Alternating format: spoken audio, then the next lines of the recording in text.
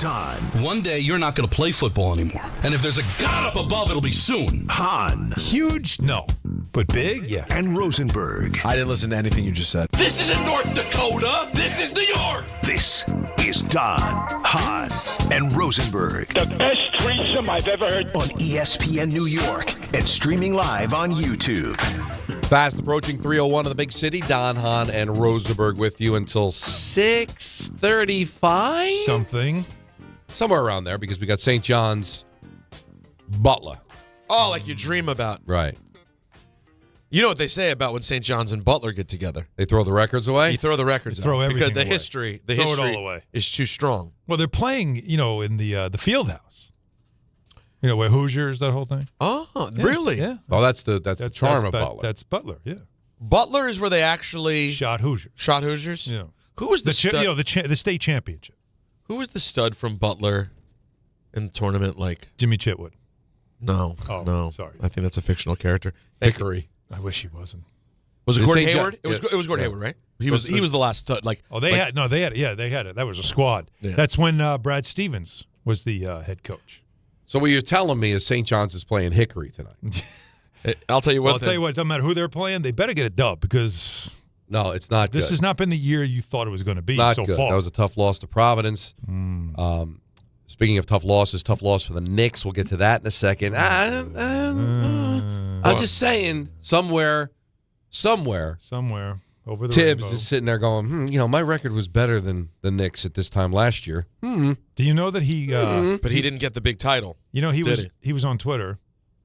Tibbs? Just randomly went on Twitter and liked something that did like this sort of defense criticism. Really? Oh, well, He did a player thing? He did a thing That sounds like a player where thing. it's like no commenting, no nothing, but he did hit like. that is I such a player move.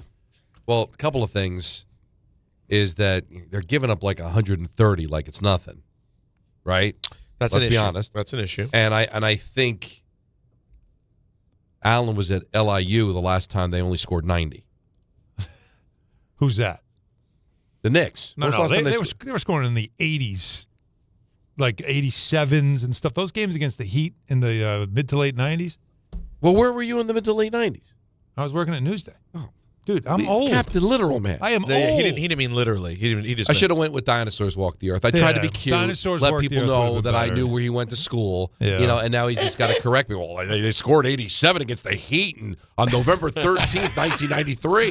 you don't remember? Glenn Robinson had I thought, 17 that night. I thought you said I Big saw dog. something. No, Because I'm I think it's actually like 2 years or something. That's the least amount that they've scored. no doubt. Something like that, And, yeah. and four straight losses, they haven't done that in 2 years. So We'll Not get great, into Bob. it. We'll get into it. I have theories. And I have some frustrations, too, around the stats Right. that Alan was sending the group chat earlier about teams who win the in-season tournament. And No, it's a thing. I didn't really send you stats. I sent you facts. It's different. well, they're the same. when there's only been two of them. 3. Well, this is the third. It's. We'll see what it ends up being. This could be the end of the But- NBA Cup Well, mattering to that's anybody. what I was going to say. The biggest loser in this whole thing Is the NBA. could be the NBA Cup. Now, do I think it's going to go away? I think Adam Silver is, you'd have to get rid of it, pull it from his Cold dead hands, right? But they'll have to change the schedule and all that stuff because something's going on. By the way, with boys, that. happy anniversary. Yeah. Yeah, how do you like that? How do you like them apples? 1 year of this program. Then nobody thought we'd ever get in a year. Well, Well, I mean, my everybody contract thought. said at least I mean, if you just did I the didn't simple think it. math, No, I it's, it had to get done. Got to be honest with you. I didn't think I'd make it this far. I thought by sure I'd be done. Be out. you thought people were going to start being let go? It's just like, it's not working. Well, not that there'll be a press release or anything, but the only one that might not have made it to the anniversary was me. Why is that? Because my contract was up on December 31st. Oh, so and you breaking some news here, pal? Well, I'm on the air, so I So did. I you're- did sign a contract. Hey, now let me hold on. So Are you willing to give us the length or terms or anything related to the deal? no terms undisclosed. Undisclosed. Let me put it this way. A lot of Soto deferred money. Is there deferred money? Well, no, It's all in an annuity. Well, let me ask you this: Are they showing you? Let me say this. Yes. Are they showing you more confidence than the Giants are currently showing Joe Shane? Wow. Yes. Oh. Okay. Yes. Because you know what? That's interesting. You know why that's interesting? Because I'm up in a year. So we're going to play this game again. Well, there we go. So now you're on the clock. Yeah, I'm on the clock in a year. But it's nice to know that they gave Don more than Joe Shane confidence, because in theory, you'd want to keep the band together and keep this thing rocking. So we're saying, although they may have had enough hang and on. say, So multi-year extension. That sounds can like can we phrase it this way Yeah, in the story, if in the you press want to. release? Multi-year extension. That would be accurate. That would be. But Don, you don't do the interview accurate. because you'll end up saying something at the end that changes what people are talking about from the interview. We're just going to put a statement out. Yeah, just put the statement We're out. not going to make you available. Yeah, you're not available for conversation. It's a multi-year deal, okay? Because we know you'll end up saying more, and then it'll change it, and then there's a conversation about a conversation. You understand how things are. Listen, it's all done. It's all done, baby. We're locked up. Yeah. So when he I don't know takes- why anybody was saying, since we're playing Captain Literal, man, we Yeah. wouldn't make a year. I figured at least a year. That would have been real. We would have had to have been astoundingly bad to have not made a year. I said, and I'm being dead ass honest. I was not sure I'd make the year Why would you think that? because I didn't know. You don't know. You got to see how it feels. You How does know. it work? Does it work? Does it not work? That's a big seat to fill Oh, yeah. The big dog. for 20 years. I tried to fill it yesterday. He said, get the hell out of He it. got you out of that quick. By the way, speaking I was going to text you last night, Oh, stop. but then I said, please. I will say this. It was I did feel like awkward for 1 second in the moment when I gathered my stuff up. Like that was tough. Like gathering my papers. Like that was I know. like a little tough. But at the same time, I understood, and I'd rather him not hold it in. He felt away. Yeah, it's a new New year. year, I'm turning year, over a new I leaf. appreciate it. Am I a bad guy because it made me chuckle? Oh, no, of course. It's expected. But you guys will be happy to know that Becky Lynch had me kicked out from ringside last night during her match. Oh, how'd that go? Psychotic lunatic. She made up sort of with your brother today on his show. Did Lulu David go to LaGreca? Brooklyn or no? No, I didn't see He him honored yesterday. the band. He honored the Yeah, band. all right. Maybe that's why there was respect. I was not. She spotted me from the ring, this psycho. Love it. And she points to me and then calls over security, who I'm friends with, and says, "Get him the hell out of here." He gone. And what'd you do? Come on. Did you just do the humble pie thing? No, Head I down? just walked Or out. I said, I threw my hands up. Oh. We're not going to do a whole. I understand the pecking order. She's the man, Becky Lynch. I am just me. Excuse me? That's her nickname. Okay. That is just me. I'm Peter Rosenberg. I'm nobody. And I walked out. But I just thought it was astounding that she spotted me from the ring. Tremendous. It's a true lunatic. You didn't want to throw just get Go a up and little start- get a little I should've- dramatic. You know what? I should have ran up to the ring and jaw jacked with her a little bit. Is what I should have done. Get the crowd going, chanting Rosenberg. No, they would have chanted the opposite. They would have, and that's the sad part. Is she's a bad guy, and they would have sided with her. Although I will say, we get a lot of love in Brooklyn. Like you want to find out where true New Yorkers are. And I say this respectfully to people I know who work at the Garden. But if you want to truly run into a lot of New York people who listen to radio, whenever I go to Barclays Center, man, that our people are out there. Queens, Brooklyn, it's the boroughs out in Brooklyn, man. And don't get me wrong, I run into my MSG people too. The Garden, it's every day. Well, but- Somebody's but- yelling something that we talked about that day. Well, every day. But that's you're Alan Hahn. You are the MSG network. You're not the M or the S or the G, but you No, get the none of idea. it. You know what I mean? No. But you're all of it at the same thing. At the same time. I'll accept. Anyways, it was great. Ran into a lot of listeners. It was awesome to see them. But we're back here today, and another day of Jets winning. Yeah. More winning. Well, we want to open with the Jets just because we have Mougey and Glenn's sound that just came down a couple of hours ago as they finally speak postseason, baggy day, if you will, as we now will get ready for what I think is going to be a very, very interesting offseason. We gave them a break yesterday because, listen, there was nothing to talk about. They were humiliated by the Buffalo Bills. They were humiliated the last 5 games of the regular season. And the Giants made news with Shane coming back. But now the Jets get their day, and Mougey and Glenn spoke. So you want to start with Mougey? Let's hear Mougey, Mougey. general manager of the New York Jets. When will the team be competitive and respectable? I believe we can be competitive and respectable right away next year. Because I've been here a year, I've learned a lot. We've learned a lot. I've got a clear vision. AG and I, like we said, we talk daily on this roster and the vision in this division. And with the assets we have moving forward, the draft capital, the cap space, I know we're going to continue to build and add good players to the team that are going to help us win. Now, obviously, he'll say, well, look at Washington. They went from 13 losses to 13 wins in 1 year. Look what the Patriots did. They went from 13 losses to 13 wins. So it's happened back-to-back years. Now, the difference between the Patriots and the Commanders and the Jets is that the turnaround came from a quarterback. In Washington, That's how it works usually, yeah. with the coach and a new general manager, and with New England, the quarterback getting another year under his belt and Vrabel. Yeah.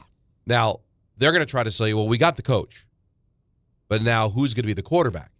They're going to be taking second, so I guess Moore could be there if he decides to come out.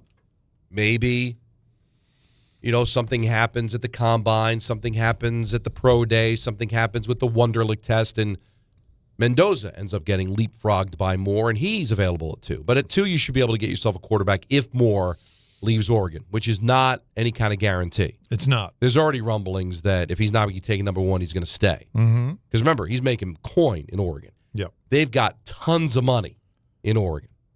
All right? So You don't root for Oregon, though. I do. A little bit of okay. Well, it's a Portland thing. That's what I'm saying. Well, because I'll give you details off All right. there We got. because I'm not revealing. Really? But okay. But there's it ties in together. Sure. But they've got their boosters have money, so he could stay. So I understand the optimism, guys, because the Commanders and the Patriots did it. Not sure the Jets are on the same trajectory as those teams, but you got to like the optimism. I appreciate it. It happens. He's right. Teams do it. Now here's Okay, the thing. wait. Before you go any further, Please. just off that cut, Don, what were you saying going into the season that no one wanted to listen to? That they put zero expectations on the season. What'd they just do? But expectations on the season. There you go. That's what the Jets. Let's not overlook that. Though. And that's why. Let's not overlook that because that's coming from the owner. See, I'm glad you brought There's that an up. urgency now because of how ugly the year was, how embarrassing it was, and now there's an urgency from above saying, "All right, guys, like it goes from we give you 5-year deals to give you some time because we know this is going to take a while to turn it around." After 1 year, now it's like, guys, turn it around now. They're feeling it right now. Yeah, well, because the scholarship's over. After 1 year. 1 year. Because there's always expectations. And that's why it was so glaring to me when there was 0 last year. I'm like, expect a bad year.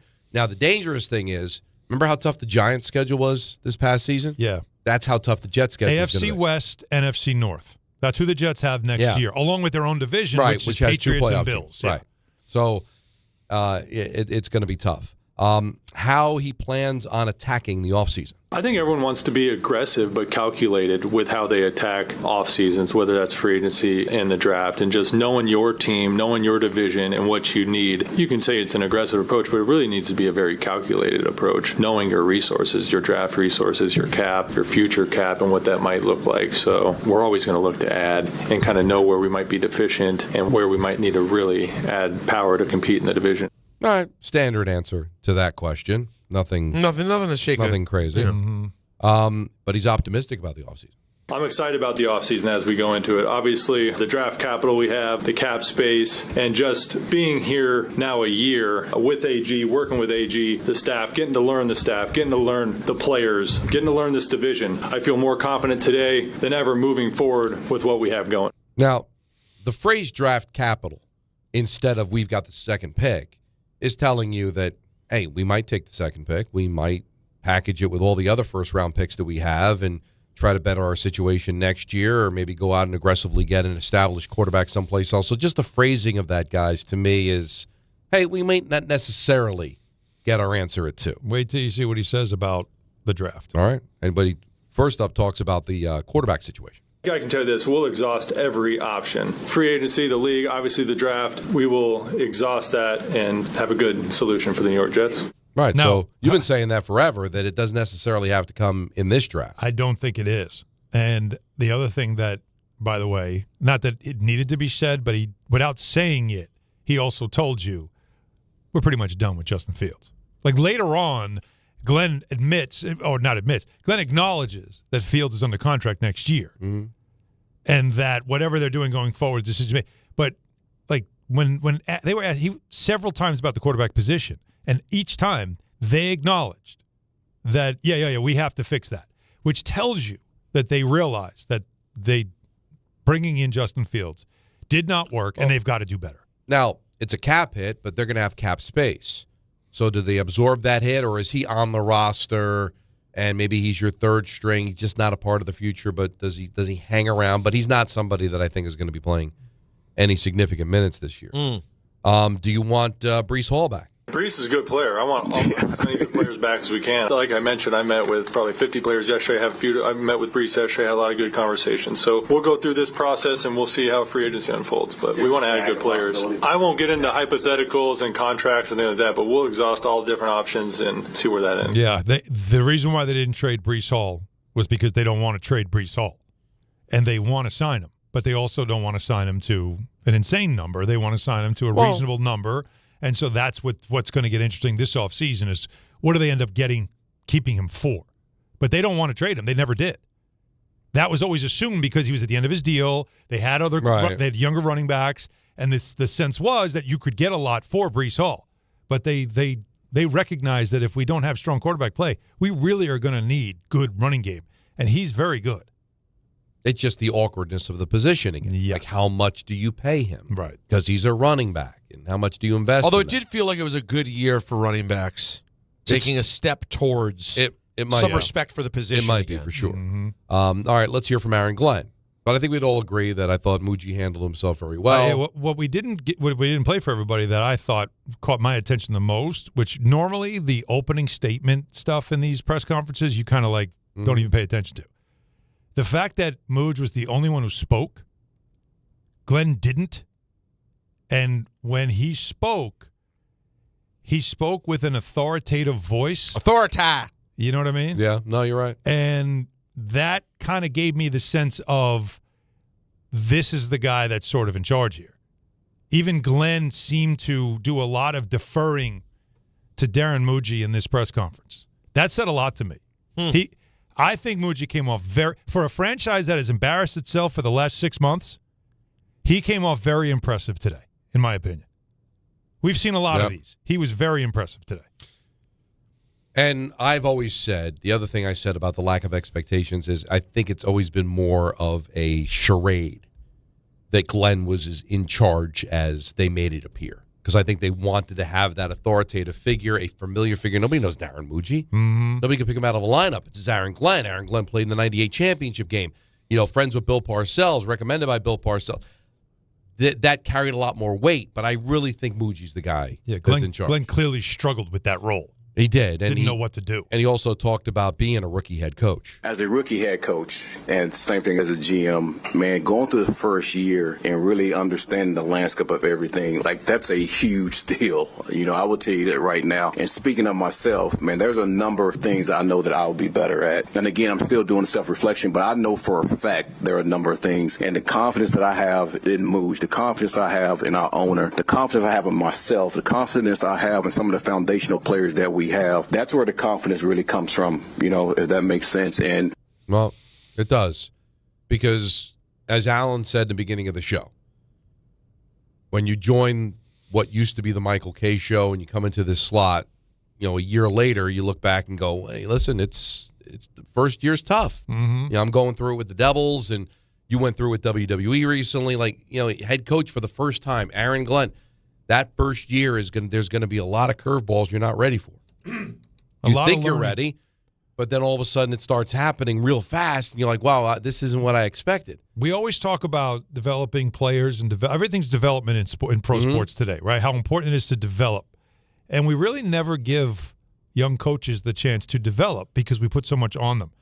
Somebody that's never had that position before, that maybe has the foundation to one day be a great coach, but needs to learn their way. Which is why he brought in Steve Wilks, because he thought, at least I have another guy who's had head coach experience that I could bounce some stuff off of. But you realize that was a mistake, too, because I brought in somebody that really isn't a very good head coach and isn't a great coach, and we really don't we really aren't about the same system. So those are the types of mistakes that you learn from, and a year later you'll be better for. And that's all you're waiting for, is to see, can Aaron Glenn work his way into becoming a good head coach after having some missteps early? We let players learn on the job. Unfortunately, what the Jets have to do right now is let the head coach learn on the job.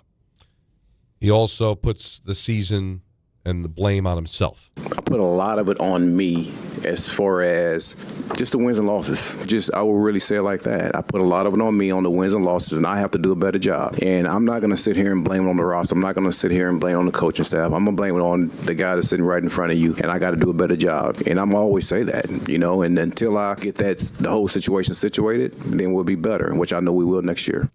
Fantastic. Yep. 10 out of 10. It's exactly what he should have said. Perfect. Pitch perfect. Hey, listen, if you're going to win it, you got to win a day somewhere, right? Right. You can't win on Sunday. Well, give me Tuesday. But winning a day, or just at least coming to grips on where you are, no longer putting up an act, and no longer trying to be bravado and keeping receipts and all that. We don't need to do that. Somebody anymore. got to him. I totally agree. Yeah. I think the PR finally got to him, because the whole act early, it got tired, and he got humbled. So I think it's hard to play that game with the way that season went. Yeah, you can't have bravado when you have 14 losses. I think the Bills are still scoring. Like, you just can't. It makes sense. But he's got a clear vision moving forward. There's a clear vision. There's a clear plan on how we want to go about doing things. And you match that with Mougey, with our owner, the confidence I have myself with some of the foundational players that we have. That in itself, to me, gives all the confidence in the world, man, that we're going to go in the right direction. Now, there's some things we got to fix. Absolutely. We know that. And we'll fix those. We'll attack those the way we have to. I find this one interesting, or looking forward to the answer of what he's looking for in a DC. Man, I like to be aggressive. I want to make sure that whoever the guy that we do have in, that there's a lot of synergy between me and that coach. So, not saying that it wasn't synergy between me and Wilkes. It's just I want to make sure as I go through this process that that's not a step that I don't miss. And it'll be a number of coaches that we'll take a look at. He also admitted in the press conference it was more about him being a former head coach and maybe helping him than it was maybe the right fit for the defense. So now he'll be able to just say, I'm going to get somebody that plays my system and that I can feel good about. And he wants to earn the trust of the fans. I expect and I will want our fans to have a total trust in us and being able to do that. And we have to earn that too. And our plan is to do that. And we don't expect to have another season like this here. So we're looking forward to this offseason. We're looking forward to getting to work, using the draft capital that we have and the money we have in free agency to continue to build what we've been trying to build. Now, what he found out was the only way to get respect from the fans, win. What you say and the all gas, no break that Saleh gave you, or bravado, or throwing this around, that around, it doesn't matter. Win. Right. And you won 3 times. Mm-hmm. So humble pie. You need that right now. Pie. Head down, get to work. No big statements, no big proclamations, nothing. Like that, to me, this organization has had a really hard time over the last 15 years understanding that you are the laughing stock of the league, and you need to just kind of quiet down, right? Like, to me, that's what. But it starts at the top. But they really have to have this understanding, Don, Peter, that they have to recognize what you are, how people view you, and to just stop being take the circus tents down. Enough. Just low key, head down, just work. Yeah. No promises, no proclamations, no shortcuts, no nothing. No shortcuts. Win. Yeah. That's it. Don't talk. No tough talk. But no tough talk. Nothing. Just get to work. And just, thank people for staying with you. Don't let go of the rope. No. Just thank people for staying with you and understand when people are frustrated with you. So that's all. Could the only miss from today be setting some level of expectation? Do you not want any level of expectation set? That's from the top, man. I think that's from above them. They had to say that. They had to. Because they're saying we can't be this. We have to be better. Because they were asked about that. What are your expectations for the next year? What do you think they're going to say? Well, it's still going to take some time. They can't say that. No. Because the owner doesn't want to hear that. Well, and after a season this bad, how can you say you won't be better? Oh, we're going to run this back. That's a good point. How? This is not a team that's starting at the absolute. No, In some ways is, they are. This is ground zero, man. It really is pretty ground You're zero. tied with the worst record in the league. We saw it. You didn't have one interception. We talked about this. There's no true leader on this team. The best player was traded mid-season. What I like about it, two men acknowledged the dumpster fire that 2025 was. Thank you. There you go. You'll take that. Joe Shane talked about his tenure as stubbing his toe. All right? So at least the Jets realize the filth that they're sitting in. Giants, Shane thinks he's floating above it. Believe me, he's under it. 1-800-919-3776. Your thoughts on Mougey and Glenn. We'll get into the Knicks a little bit later on. Talk about it Tuesday at 4:30, ENN at 6. It's Don, Hahn, and Rosenberg taking you up until 6:40. Then it's St. John's basketball on ESPN New York. Are you ready to make a difference for the environment while helping the visually impaired at the same time? Then donate your vehicle to Heritage for the Blind today by calling 1-800-983-6530. Every donated vehicle will either be properly recycled in an eco-friendly manner or given a new life through reuse. Donating your vehicle is easy. Simply call 1-800-983-6530 and Heritage for the Blind will do the rest. They'll even arrange for your vehicle to be picked up at no cost to you. And for a limited time, when you donate your car, you'll receive a $200 restaurant voucher and a 2-night, 3-day hotel stay at one of 50 locations. Call 1-800-983-6530 right now to schedule your vehicle donation and make a positive impact on the environment while helping others. Heritage for the Blind, where every car donation counts and every person makes a difference. Call 1-800-983-6530 now. This advertisement is paid for by Heritage for the Blind. Make cancer screening a part of your annual healthcare routine. New York Presbyterian offers a full range of cancer screenings, including lung, cervical, prostate, colorectal, breast, and more. Regular cancer screenings could save your life by detecting cancer at its earliest, most treatable stages. Screenings are available across New York City and Westchester. Learn more at nyp.org/cancer screening. Stay amazing. New York Presbyterian. Listen up, football fans.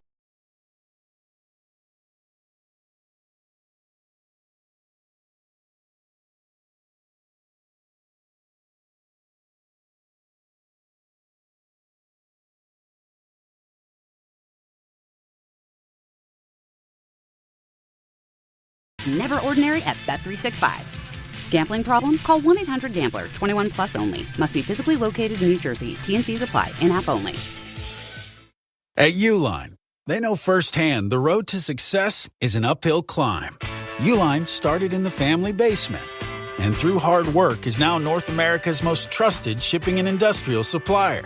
They get what it means to have the support of reliable, hardworking partners. So they keep 41,000 items ready to ship. Whether your company is still in a basement office or expanding cross-country, Uline will be there on your road to success. Visit uline.com. FanDuel is giving all customers a profit boost every college football playoff game day. That means more chances to level up your picks and turn big moments into even bigger wins. Ride with the favorite, take a shot at the underdog, or build a parlay. Then apply your profit boost and go for bigger winnings. FanDuel is the best place to get into all the football action all playoff long. And when you win, you get paid instantly. So visit FanDuel.com/local to get your college playoff profit boost today. FanDuel is giving all customers a profit boost every college football playoff game day. That means more chances to level up your picks and turn big moments into even bigger wins. Ride with the favorite, take a shot at the underdog, or build a parlay. Then apply your profit boost and go for bigger winnings. 21 and over and physically present in New York. Opt-in required. Bonus issued as non-withdrawable profit boost tokens. Restrictions apply, including any token expiration and max wager amount. See terms at sportsbook.fanduel.com. For help with a gambling problem, call 877-8-HOPE-NY or text HOPE-NY 467-369.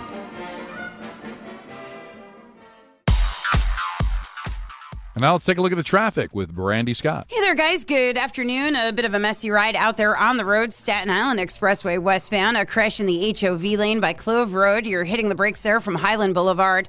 Another accident on the belt eastbound in Brooklyn right after Ocean Parkway. Delays there starting to back up to the Verrazano. Inbound George, some road work on the upper deck. Just about a 5-minute ride. Cross Bronx eastbound slows you down with an accident by 3rd Avenue. Heading over to the outbound George West Side Highway northbound. Bumper to bumper. Some left lane road work again this afternoon on the ramp to to the eastbound Cross Bronx. Delays there go back into the 120s. Outbound Lincoln and Holland tunnels not too bad, just about 5 to 10 minutes each. This report is sponsored by the New York City Department of Transportation. Speeding ruins lives. Drivers, watch out for pedestrians and cyclists and slow your turns to less than 5 miles an hour.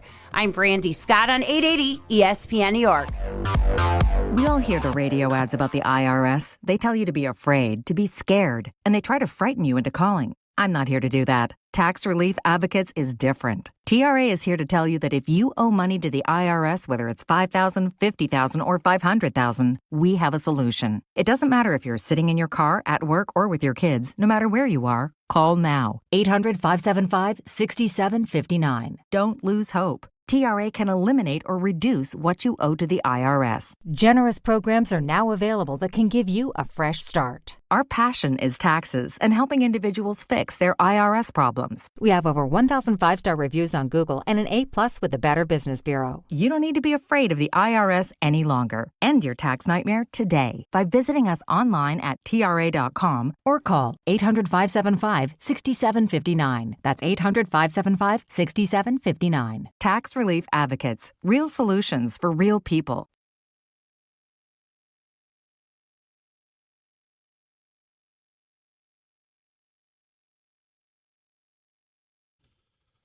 All right, great reaction on the Jets sound. So let's hear from you at 1-800-919-3776. Who do we start with? 6-7.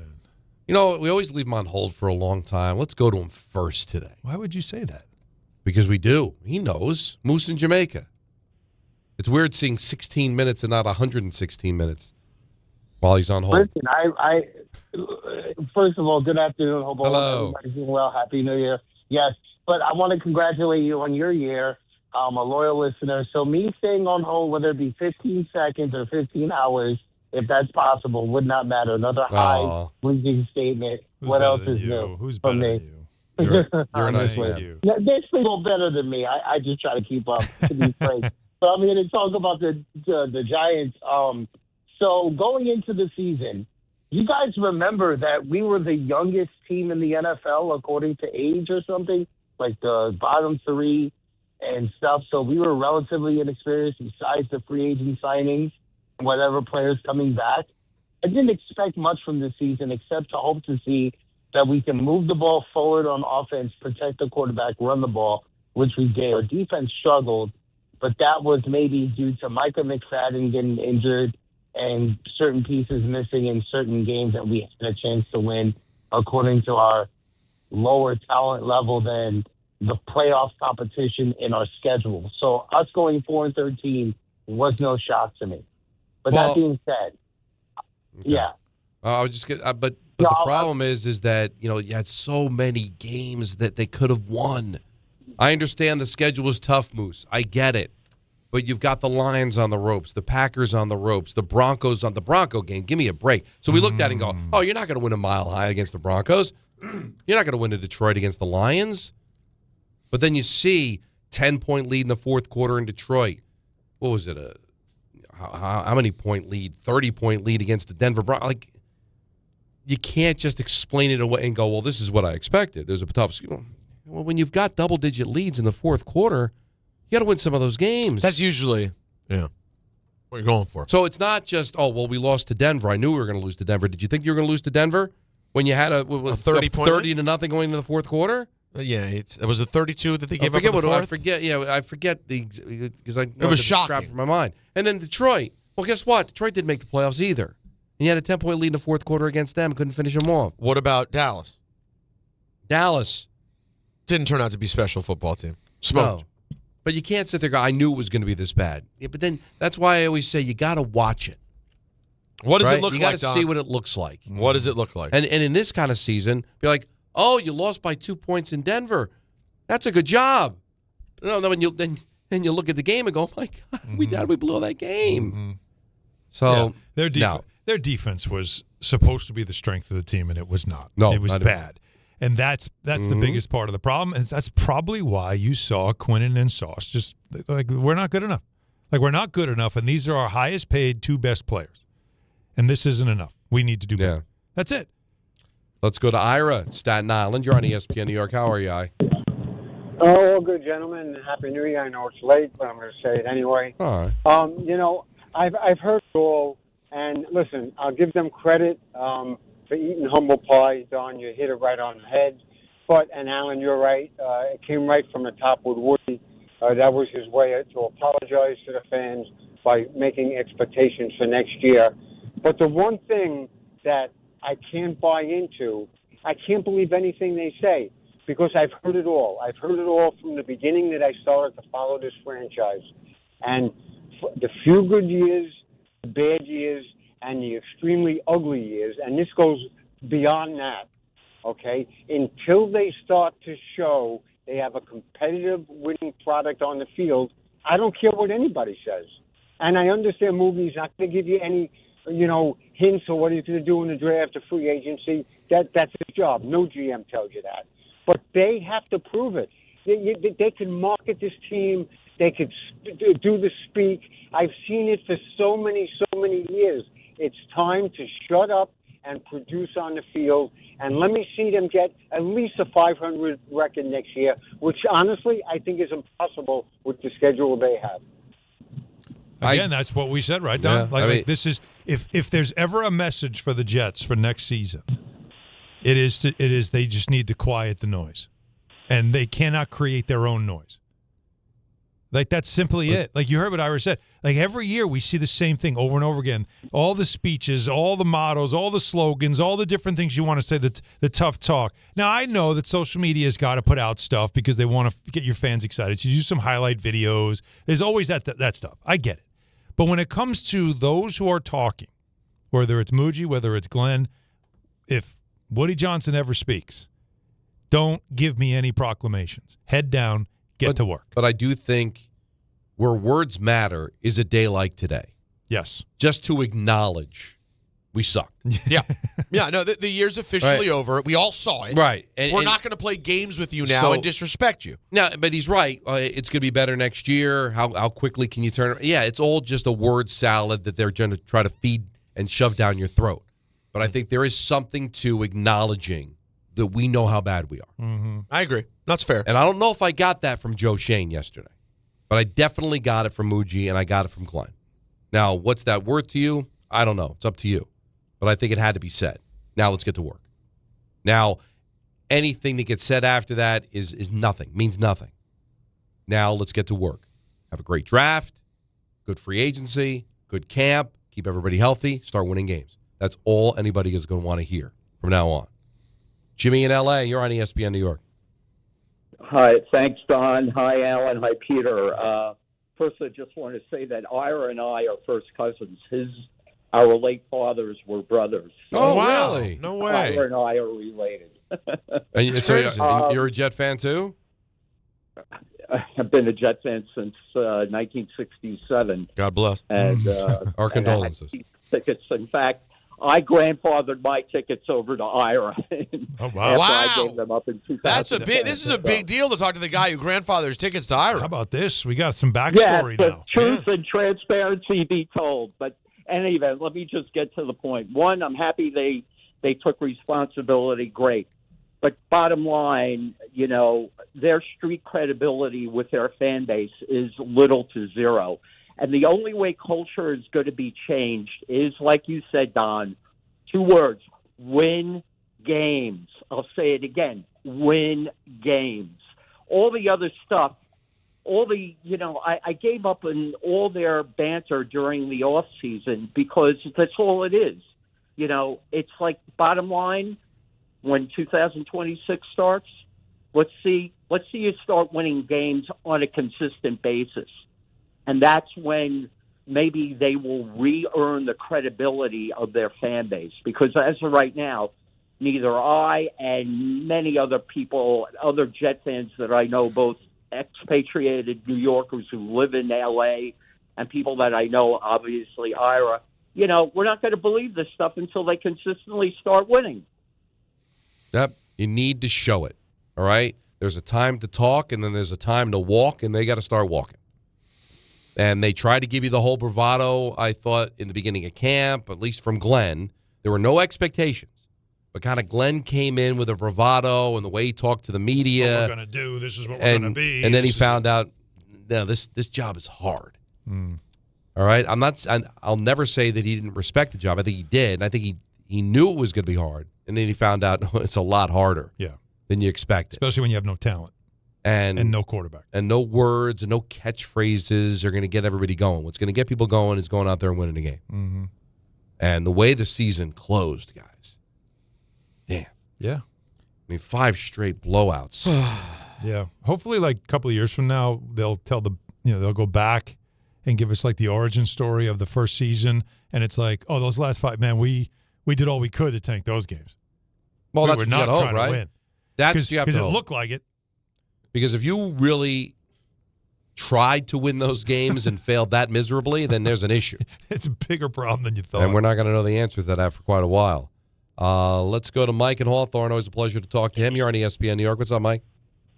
Hey, guys. How are you? Happy New Year, and congrats on everything. And thanks, buddy. First, congratulations on the whoever hired the your competition in the afternoon. That couldn't have been a worse hire. So you guys' ratings are going to go through the roof. Wow. Those guys are horrific. We don't even have ratings. But your point, we don't really have ratings. But So your when point, everybody says, your point remains though. But whenever it's said like, "Oh, that's you keep beating that state," no, you're not. Like, how do you know? We don't do ratings. We're not involved in that. Well, no, we appreciate the Exactly. So thank you. Thank you. No, it's just but talking about the Jets, I'm actually driving home from work, and I just drove by the Meadowlands, and I almost jumped into the Hackensack River thinking I got to go back there next year as a season ticket holder. It's just what bothers me more than anything. I think I spoke to Don about it, or maybe Alan, is I just got a thing in the mail on an email last night saying thank you very much for your first payment for next year. It's an automatic deduction of X amount of dollars because I have it on a 11-month plan or whatever. Right. And I called the young man that I've been dealing with for a couple of years. I say, look, what's going on? How in God's name could you guys, in good conscience, as a business owner, have an unbelievable? It's like a restaurant having a crappy steak for 15 years, and every year the steak goes up 4 or 5%. And I don't understand. And again, it's not him. He says he took 1,000 of those calls. But then I find out that they didn't raise the ticket prices for every seat. They just changed them for the seats that are in the lower level. I said, look, just because I'm in the lower level doesn't mean that you think I can afford a raise. And thank God the Jets had played against teams that I knew, friends of mine, that wanted to go see those teams play. Yeah. I mean, the last game, I gave my tickets away, the Patriot game. They were $170 a ticket, plus $40 for parking. I mean, it's insane what they're charging for and then you can't like. I'm just so frustrated. Normally, I'm pretty on point when I talk to you guys, but I just can't handle the fact that they have such a poor product. They don't know what they're doing. I hope they bring Glenn back. I think he deserves to come back with the montage that they gave him. But the amount of money that they're charging us as fans, but again, I think you said it yesterday, Alan, or Don, or maybe Peter, is the NFL. They can charge whatever they want. They have an unbelievable monopoly on everything. Well, let me ask you something, Mike. If I'm not mistaken, the lower bowl's the only one with a PSL, right? Correct. I had to buy that too. Well, because that's why they rose the ticket prices for the lower bowl, because they figure you're already paying a PSL, so we can't do it in the upper deck because we don't have a PSL. People aren't going to renew their tickets. Don, they're raising prices. That's even worse. So they're taking advantage of you, Mike. They're figuring, well, you're already spending on the PSL, so of course you're going to pay the extra bucks. This is the part to me that's toned to your down. point. Let me go ahead. Go ahead, Mike. Finish it. No, but to your point, Don, when I got these tickets through a miscommunication with my father-in-law, and somehow I got the tickets. So I said, okay, I'll take them. And then they talked me into the PSL saying, listen, we have Sanchez and we go into the A's. I go, look, this is a lot of money. This is a lot of money. I don't make a lot of money. I do the best I can. And all of a sudden you're talking about 2 PSLs, and they're telling me that like it's the golden goose or something. Who the heck wants those tickets? Well, you know, Mike, you gave Apparently the analogy, and then thank you for the call, Mike, about the place that has a bad steak. Well, if there's still a line around the block to get the steak, they're going to keep raising the prices. Yeah. So all you're left to do, and I hate to say this because you're a fan and you want to go, is to just say, no, I'm not going to pay it. You really do have to get to that point. And it's hard to do because you're always afraid that's the year that the team's going to start to win. You're afraid of that, right? And you also, remember at the end of the season, we were getting callers who said, I don't really go for the games anymore. I go because the tailgate's fun, and there's people that I sit near that I've just known for years, and I like seeing them. It's like it's my thing to do every week, and I understand that. But, man, that's an expensive hobby. I know. For a team that's given you nothing for 15 years, and they refuse to say in 1 year, you know what, we're going to freeze prices this year because you've stuck with us. And if you really do love the team as much as I'm sure you do, sometimes when you love something, you got to let it go. Yeah. And it's the only way that these places hear us. That's it. No matter what it is that you support, if the prices are too high, the only way you can show them is to stop buying tickets. And that is it. Yelling at the operator on the other end of the phone or writing a nasty letter to Woody Johnson, believe me, they can handle that. What they can't handle is you canceling the tickets. And if you're not going to do that, they're going to keep raising the prices. 1-800-919-3776 at 4:30. We've got Talk About It Tuesday, 6 o'clock ENN. Take up till 6:40. Then it's St. John's basketball on ESPN New York. St. John's looks to get back on track in Big East play on the road against Butler. Coverage begins today at 6:40 on 880 ESPN and the ESPN New York app. Hi, this is John D'Agostino from D'Agostino & Associates, the injury firm. I've talked about how a construction accident took my father's leg. The heavy prosthetic he wore looked nothing like the high-tech limbs we have today. It was crude wood and metal, held together by bolts that dug into his skin and left painful ulcers. But the thing I remember about my dad is how he never complained. He put on his prosthetic leg and he went to work. He coached my baseball teams, danced, sang karaoke, and even loved to travel. He may have limped, but he always held his head up high and he lived with dignity. At D'Agostino & Associates, I spent over 35 years building a law firm that helps accident victims and those in need of their Social Security disability benefits. We fight till our clients get the money and dignity they deserve. So call us today at 1-800-BITE-BACK. That's 1-800-248-3222. We have offices throughout New York and New Jersey. So don't tell me personal injuries aren't personal. I know what they can cost a family. I've been there, and I'll be there for you. D'Agostino Law. Bite back. Hey, football fans, picture this. You bet on your favorite player to score the first touchdown in the game, but his teammate scores instead. If this happens, BetMGM wants to give you another chance at the end zone. With BetMGM's Second Chance promotion, you'll get your stake back if your first touchdown scorer scores second instead. Really? That's right. Bet on any pro football player to score the first touchdown of the game. If you're right, you win. If your player scores second, you get your stake back in cash. With BetMGM's Second Chance offer, you have a chance to keep the fun going after the first player crosses the goal line. BetMGM and GameSense remind you to play responsibly. See BetMGM.com for terms. 21 years of age or older to wager and physically present in New York and New Jersey only. Existing customer offer. Subject to eligibility requirements. Rewards paid back in unrestricted withdrawable funds. Gambling problem? In New York, call 877-8-HOPE-NY or text HOPE-NY 467-369. In New Jersey, call 1-800-GAMBLER. Empower. After wanting one for years, Kevin is finally enjoying his new hot tub. This is the life. He worked with Empower to help him get good at money, so now he can be a little bad. Oh, no, not my phone. Oh, Kevin. Kevin's phone may be in hot water, but his finances aren't. Invest well, live a little. Start today at Empower.com.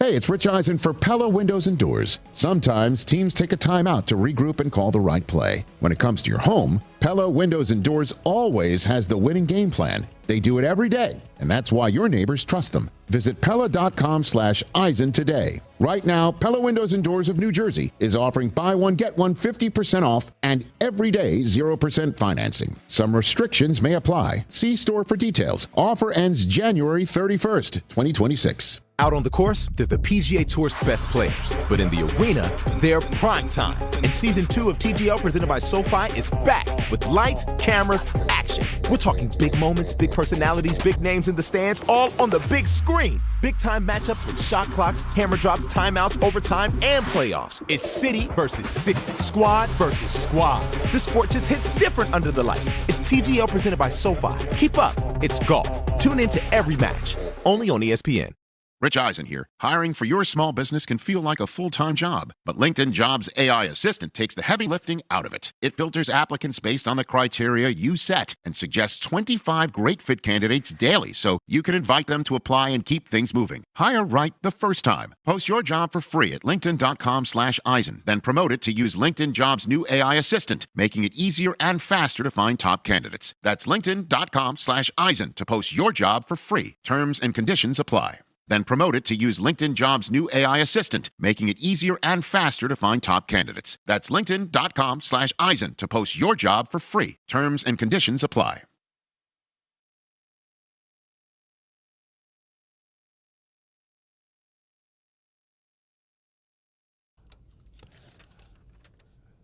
Hey, guys, you know when a trophy's raised, it can feel like the season is now over. But on the ESPN app, it really never is. You know why? Because with more than 47,000 live events, plus originals, highlights, coverage from every corner of the sports world, there's always something to dive into. You know what I'm going to be diving into tonight, Donnie? Isles Devils, ESPN Plus tonight. Matthew Schaefer, under the weather, is playing, however. Everybody's under the weather. Right now, everybody's got the flu. But it's good news. He's fun to watch. So you definitely, if you have no reason to watch because of him. Everybody's talking about him now. So that's on ESPN Plus tonight. No offseason, just everything a fan needs to keep going. Always in season. Get all of ESPN all in one place. Download the ESPN app on your TV or your phone right now, today. All right, let's dive back into the phones. 1-800-919-3776. Vinny, Staten Island, you're on ESPN New York. What's up, guys? I want to pose 5 questions to you. All right. I'm just sick of the thinking that these GMs have. They don't have no foresight for nothing. Okay, you get Kirk Cousins. Does that make you a better team next year? No. Well, better than you were. Your quarterback play Does that give you a a stable quarterback? Does that give you yes or no? Not quite stable anymore. Okay. No. Okay. Doesn't give you a better stable quarterback than Justin Fields. Okay. Well, Number 2. I mean, slightly negligible. It's a minor upgrade. If you gave me Kirk Cousins 3 years ago, huge upgrade, but that's not where we are anymore. Okay. Yeah. Okay. You hire Kyle. You get Kyle Pitts in free agency. Does that make you better? Does that give you a top-rate tight end? I think Kyle Pitts would be helpful. Yeah. Yes. Okay. You get Cornell Tate as the first-round draft pick as a wide receiver opposite Garrett Wilson. Does that make you better on the outside? Give me that. Yes. Oh, yeah. Okay. Here's the best question of them all. You get rid of Aaron Glenn and bring in Rex Ryan. Does that invigorate your fan base and your team? Invigorate your fan base? Now, here's where you lost me. I don't. No. Here's the only problem, Vinny, and I know what you're doing there, and I'm a big fan of Rex. But you know what I can't – this is the problem with this franchise. What Woody can't care about, unfortunately, right now, other than saving his fans money by not raising ticket prices, but caring, I got to get the fans fired up. Invigorating the fans, What invigorates the fan base is winning, is a but good you're gonna product. Get wins. You're going to get wins with Rex. You're going to get wins with Rex. How do you know that, though? Come on. Now let me tell you what they're going to do. They're going to get Dante Moore, and he's going to get run out of town by the second year. They're going to win 3 games again next year, and you're going to start the whole psychotic circle all over again. That's what's going to happen. All right. Well, listen. I can't tell you you're wrong because that's probably the most likely outcome. That's the safe bet, right, Vinny? That's how it always seems to go. Yes. All right. But you made Kirk Cousins out to be like a savior. I don't know that to be true. They just reworked his deal in Atlanta, by the way, to save some money. Well, let's just say he was available. Okay. Listen, they won 8 games. Right? What was it? They were 8-9. And he was okay, and he would certainly upgrade the quarterback position from what you had this year. Sure, slightly. But I don't know where you're going. Well, does it check any boxes for the future? You say, they'll get Dante Moore, and then they'll win 3 games. Oh, maybe they'll get Dante Moore, and he turns out to be the next great quarterback, and then you finally figure it all out. Rex Ryan, listen, I know he went to back-to-back championship games, all right? And maybe this year he would have won a few more games than Aaron because he's more experienced. How much did he win in Buffalo? How much did he win after 2010 with the Jets? Again, I don't want to 2011, do this 2012, 2013. I like Rex personally. Rex too. But, there's a reason why he has tried to get back into the game as a coach. And He's not getting those calls anymore. He had his time, and he had a hell of a start. Then it really fell off. We're all forgetting the end of the Rex Ryan era. Mm-hmm. It really fell off. And then he went to Buffalo. It didn't catch there either. He does come in with great bravado. He does give you that voice. There's something exciting about it. And last year, for a minute, we all thought about it. Why not bring Rex back? He loves it here, blood in the ground. And he was campaigning for it. And he was. Yeah. But that's not what you do right now. Now, you want to bring him as the DC? Listen, No, that's where I think that's his ballywick, right? That's where he's good. Yeah, if he's ready to do it. Let's go to Bobby in Westchester. You're on ESPN New York. Love the show, guys, and love to hear you, Don, on the hockey. I'm a big Flyer fan, but I always root for the Devils sometimes, too. Oh, man, thank you. The only thing I could see, and look, I've been a fan since '67. It's been brutal. Alan, as a Jet fan, is give me a big defensive coordinator. Now, look, I would like Rex, but I don't think he'll do it. But Schwartz or Wink, and that tells me Aaron Glenn is being humble and not being afraid of losing his job. Because if he wins, he keeps the job. But if he doesn't, then one of those guys is going to take over. There you go. Right. That, to me, would be otherwise, we've seen it with Gase. I saw it with Kotite. I saw Lou Holtz, Charlie Winter.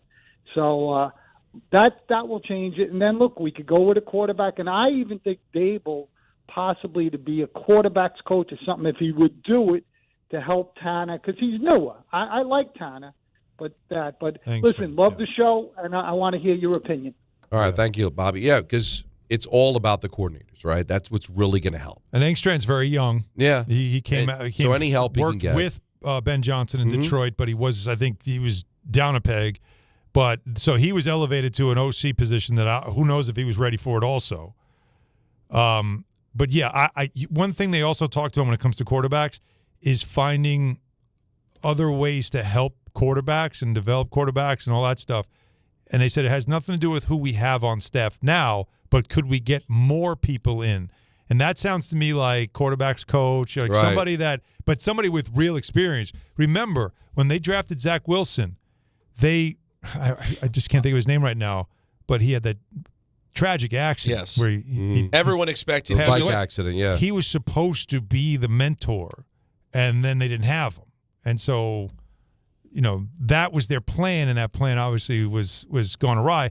That's something I think they're probably thinking about for this year, this coming Greg year. Knapp, right? Yeah, that's it. Yeah, Greg Knapp.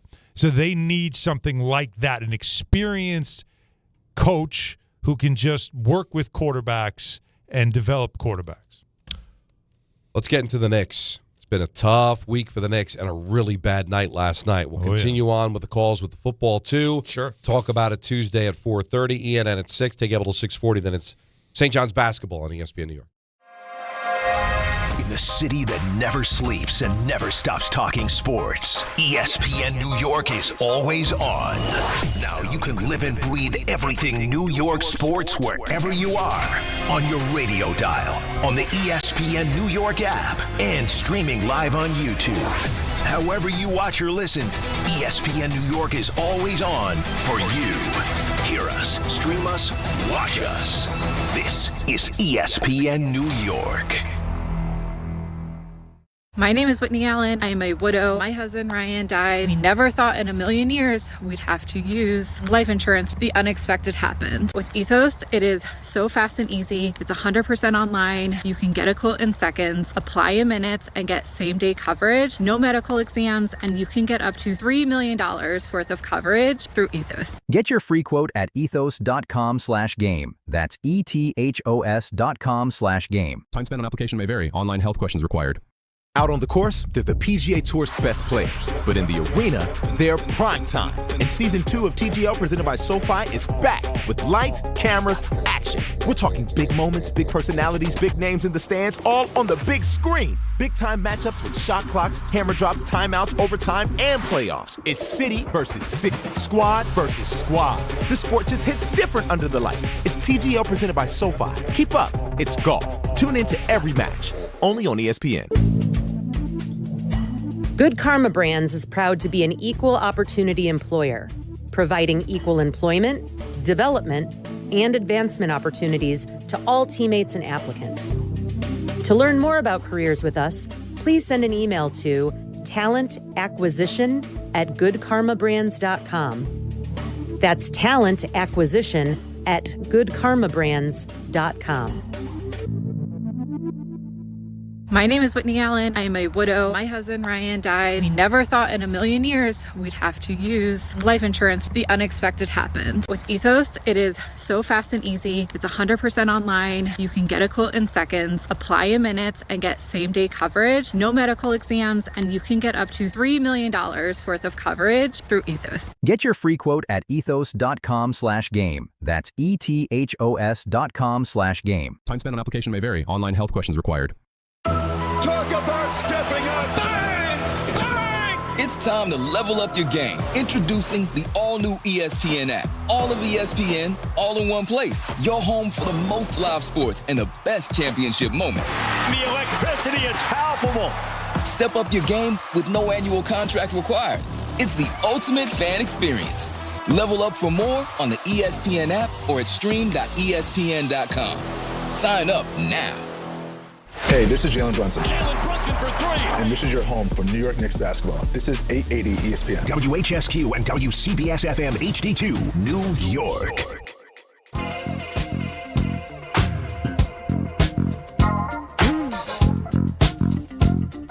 .401 in the big city. Don, Hahn, and Rosenberg with you until 6:30. Then it's St. John's basketball.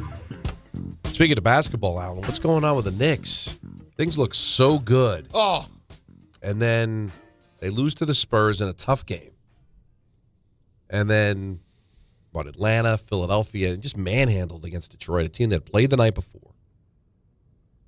Is it just, are they getting out physical? Did they miss Josh Hart that much? Yes. Giving up a ton of points. What, is it one thing? Is it multiple things? To all of a sudden lose 4 in a row and get blasted by the Pistons, it's very reminiscent of what happened last year, right? Where they couldn't beat Cleveland, they couldn't beat Boston in the regular season. Now they're in third. Mm-hmm. The Celtics, without Tatum, passed them. Yeah. Now, again, it's only January 6th. Let's not get crazy. Mm-hmm. But this is a little January 6th disturbing. is the perfect day to get crazy. It is. But, let's get crazy. Let's get nuts. And I did tell you guys, I did say, let's watch out for the Celtics team that's going to be ultra motivated. And Jaylen Brown is going to have a serious chip on his shoulder because I think he always feels slighted by the whole Tatum's much better than me. So it is interesting. They look like they're going to actually try to play this thing out. I'll give all the credit where it's due in Boston. The head coach. And Brad Stevens. Oh, yeah, of course. Stevens and Missoula are, I mean, outside of OKC, might be the best front office head coach combination. The synergy, everything about what they do up Even there. the little moves this offseason that people you don't even know, you're like, all of a sudden everything gels just right. And development of players. Yeah. And then Jaylen Brown, he's just a true stud. Well, and Brown he's Richard Petty. He's the king of Petty. Oh. Like he just is a guy that takes everything personal, like not winning player of the month in December and then dropping 50 the next day. Yeah. Like he's that guy, which is fine because that's what you expect out of your star players. This was something that we saw coming. Because they were, you really could sense that they were losing that edge. They really wanted to win the NBA Cup. As much as teams or the fans want to say that it's meaningless and all that stuff, the Knicks were motivated to say, let's collectively come together. How do we want this? Let's go get it. Let's go do it. They talked about it all the way to winning the championship. They were like, this is what we want. So they wanted it. And they really spent a lot of energy doing it. Then they had to deal with the schedule, and in so guys had to rest, and somewhere along the way they started to lose their edge. Now, on the road trip, they were winning games, and they were playing really well offensively. But you saw the defense slip. They gave up 70 points in the second half at Atlanta, and then in the first half at New Orleans, guys, they have single-digit wins. 75 points in the first half. Wow. So 145 points in consecutive halves. That's like, okay, this is not right. They got to fix this. And so you knew the defense was starting to slip, but they were getting away with it because their offense was so good. San Antonio. Yeah. They put up 132. I called the whole trip. So I'm courtside, I'm watching it, and I'm like, they're running up and down the floor. They're up 19 early. They're up going into the fourth quarter. They were getting after it. They were running hard. And I made comment on the call with Mike Breen. I said, they are playing hard. This is the last game of a trip. It's New Year's Eve. A lot of times teams might dial it back. They were going for it. And Champagnie had like a historic night making threes, and they ended up losing. But I felt like, all right, they just got to tighten it up, but they're getting away with it. The Atlanta game was an Atlanta team that didn't have to play with Trae Young, and they were out to prove that we don't need this guy. And they did. They were phenomenal defensively in that game. It's a week since they played the Knicks. Their home crowd was chanting defense when the Hawks had the ball. So they had a little bit of a chip going into that game. And you could see it. They wanted that game. It was very competitive. But they also, I think, wanted to prove something without Trae Young. And now the Trae Young rumors are out there that the Hawks and Trae Young are now discussing moving on. Because they think they're better without him. In fact, I'm sorry. I can tell you that they know they're better without him. So now, crazy. Now in a back-to-back, you're playing a Sixer team.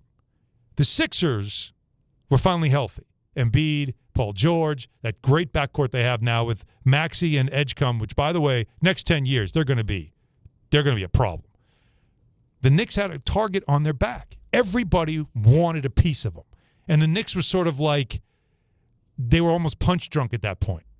Like another team coming at you. Like they just not letting you breathe. And so it just started to unravel in these games. And what'd you think, Detroit? You heard Cade Cunningham after the game, right? Hell yeah, we wanted this game, right? We had this circle. Yeah. We wanted this game.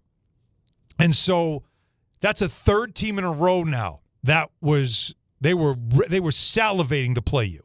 And you're just trying to catch your breath with a defense that probably needs a week's worth of practice to fix. And the last thing I'll say is a big man, an all-star, who's just having a hard time this year, and he just can't be consistent, and his only explanation is, it's the system.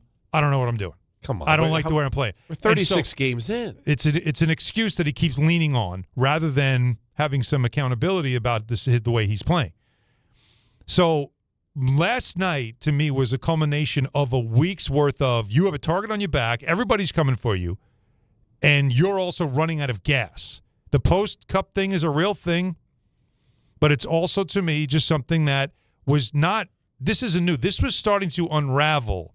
It's just now being exposed in the worst way. And last night was really exposed by a team that was out to embarrass the Knicks in Detroit because the Knicks won all 3 playoff games in that building. And they wanted to put that in the past as fast as they could. So they got to get right. And they have no time to do it because they just don't have any days off. Today, they come back.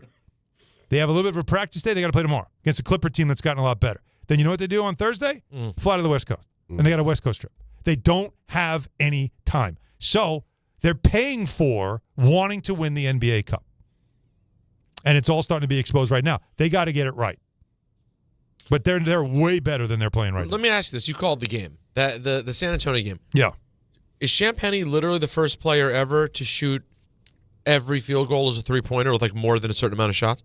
He was 11 for 17 from the floor and from 3. Yes. Wow. All he took was threes. Only 3, 17 shots. Even the free throws that he had, 3 for 3 from the line. Yeah. Every single. Has that ever happened? No. That's a crazy So it's the most line. Points scored by only shooting three-pointers. Yeah. That's a wild stat. He broke a previous record. I think it was actually Klay Thompson. Who was it? Was it Chuck Person? No, that's perfect. Something like that. That the sounds rifleman. right. The rifleman. So, anyways. Yeah. No. Must be strange poll, sorry. Strange polls. Yeah. It's too early for hits from the bong. Yeah, we're not although, yet. Can I just say something? Champagnie, by the way, from Brooklyn. If you're of a certain St. John's guy. If you're of a certain age, Chuck Person's not even a strange poll. Yeah, most people would know who Chuck Person is. But to a lot of people. Like Don, to you, is he a strange I poll? know it is. No. All right. But I guess for the youngsters. But that, and he was, what only frustrated you was, why are you leaving him open? Like, at some point, somebody on the team should have been like, all right, I'm guarding him 4-on-4. You guys deal with that. I'm not leaving this guy's side. But they didn't do that, which we have seen before. So Mike Brown's got a lot of work to do, and he doesn't have a lot of time to do it right now. And so this team's right now feeling the first real drama moment of the season. But you bring up the NBA Cup. And if this season gets derailed and the theme of it's going to be that they regret going for the NBA Cup, expending so much energy to win that, that's not going to be good for the future of the NBA Cup. Nobody's going to want it. I'll tell you what, Don, I wouldn't be surprised if next season a lot of teams silently were like, let's get to the quarterfinal because at least we get like $100,000 out of that. Right. And then we're not winning that game. We don't want to win that game. Right? No, exactly. I would not be surprised because of the result. The Bucks, the Lakers, and now the Knicks. First 10 games out, always under 500. It's going to be the death real. Now, it's not an excuse. It's real, but I am not excusing the Knicks. I am looking at it, like I said, I'm looking at Towns and a guy who I think I said it in the broadcast against the Sixers. I said he's got to get his head right because early second quarter minutes for him, he's the man in the offense because Brunson goes to the bench. That's his time to cook. And they have been negative minutes in the last couple of games because his head's not right. Well, and that's a major problem they got to fix. That is a big problem. And if they can't get that right, then they have real issues. They were winning, and he was having good games once in a while, but I was waiting, and I always said, if he gets right, they could be really scary. But when he's not right, and then he's not playing defense, and then the defense is breaking down, Anunoby hasn't been good either, and I don't know what's going on with him, but he has not been good either. So they've got a problem. And Brunson had his worst game I've ever seen him play last night, and that was all because the Pistons were like, you're not beating us. Worst game you've ever seen him play? Yeah. They made it clear. Somebody else going to beat us, not you. He had 0 assists for the first time as a Knick with 6 turnovers. 25 points. And now it's making the rounds. They've got they had one more win than they did last year. One more win last year than they did so far this year. That's real. So it's like, now, is that counting the cup? Because technically, even though it doesn't count. I don't know. I just saw that record is better. Yeah. Last year at this time, then. But they got to get right. But I refuse. Alan pointed out that and you guys have been discussing it. Teams' records this last few years after the cup. I believe it, but man, it sounds so soft, Don. Like it really adds that much. When he described the schedule, you're not practicing. You're playing every other day, and they've had 2 road trips. And then now they're going to go out west again. And that'll be a third road trip. How many more games have they played than teams that did nothing? Oh, no. I don't know if there's that dramatic of a difference, to be honest with you. I don't know that. I'm just saying since that day in Vegas, the night in Vegas, they have been. Why would that send someone every through other day? such Every other day. But think about it, Peter. I don't know. They had to go to Vegas. Then they had to go to Indiana. So you play the championship, the 2 games in Vegas. You beat the Spurs in Vegas on a Tuesday. You're in Indiana on a Thursday. If you remember that game in Indiana, they won on a last-second shot from Brunson. The Pacers were a shell from an injury standpoint. Mm-hmm. The Knicks won a last-second shot. Well, it's forgiven. And you've been basically playing every other day. So I understand it's a first-world problem. How about this? In the top 8 in the East, there's one team that's played less games than them. Everyone else is the same or more. Pistons have played 36, Celtics 35, Knicks 36, Raptors 37. The Sixers are 34, but Magic 36, Heat 36. They're all playing 36 games. But you're looking at it's one little trip the in the number, but it's a little trip. It's a trip to Vegas. And we know Vegas trips are tiring, but you still get it done. They were trying to win it. So now all of a sudden it becomes like a playoff game. Remember, this is a league where you've got load management. But you hear what you're saying out loud? I'm just saying. But what an indictment of the league. And you not believe this? They wanted to win. And that's what we expected. In hockey, it's expected 80 nights a year you want to win. I get it. But we're not talking about the NHL. No, we're not. I mean, that's listen, I got to be honest with you.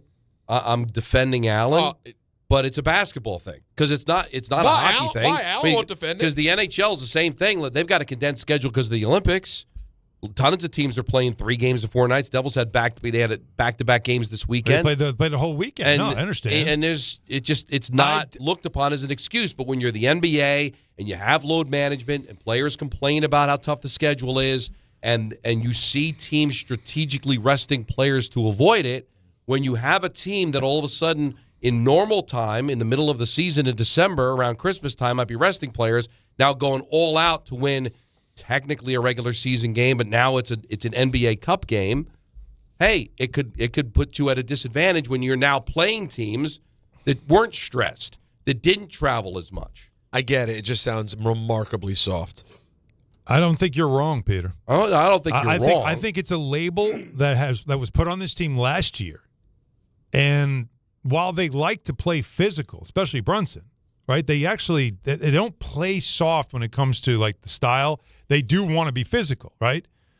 But when you talk about mentally, I think you do have some issues there that this team's got to figure out. And you heard Brunson last night.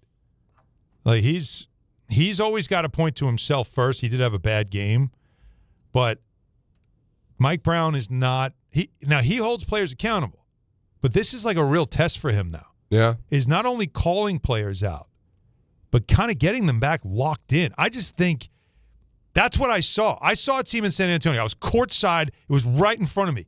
And by the way, watching Wembanyama live, like on the court, oh my God. No, it's crazy, like, right? It's ridiculous. But that game, they were getting after it. Like it was a physical game. They were running.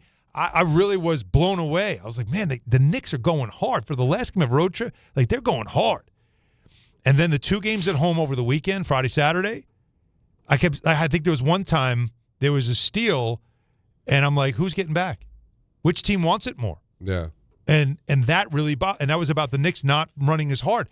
And so you showed me that you can play hard and run hard. And now these last couple of games, I don't see that same effort. It can't just be they don't want to play hard. Something else going on. Yeah. Listen, Mike Brown's got to handle this. And this is his first real tough moment, first piece of drama that he has to deal with. Let's go to Manny in Flushing. You're on ESPN New York. What's up, Manny? Hey, guys. Happy New Year, by the way. You too. Listen, I appreciate Alan's perspective of this. Listen, I've been saying this with my pops. It's just not like the Knicks are not playing hard. They are playing hard. They just don't play smart. Meaning, like, they can't even defend the 3, and they can't even, like, defend like, in the perimeter. I mean, like prior to this industry, they were good at defending the paint, all that stuff. But in recent weeks, it's like we're getting everybody scoring. That's like for no damn reason. Like, I mean, you look at the last few games, we pretty much outscored by some great guards from the Maxeys, the Edgecombs, and recently the Cunninghams. And tomorrow we may face James Harden. I mean, I think he hurt his shoulder, I believe, for the Clippers game. Shoulder. Yeah. Yeah. It seems like they just don't play smart. I mean, this has been a pattern. And by the way, with the Tibbs tweet, I found it interesting that he reposted. He didn't like. I mean, I think he reposted and he deleted. I found it interesting because last year they regressed under him, and all of a sudden he kind of retreated. I found it interesting. But anyway, and also Cat. Cat needs to listen. I get it. He is a new system and all that stuff. But at some point, it's on him more than the system. It's on him because he has to play better.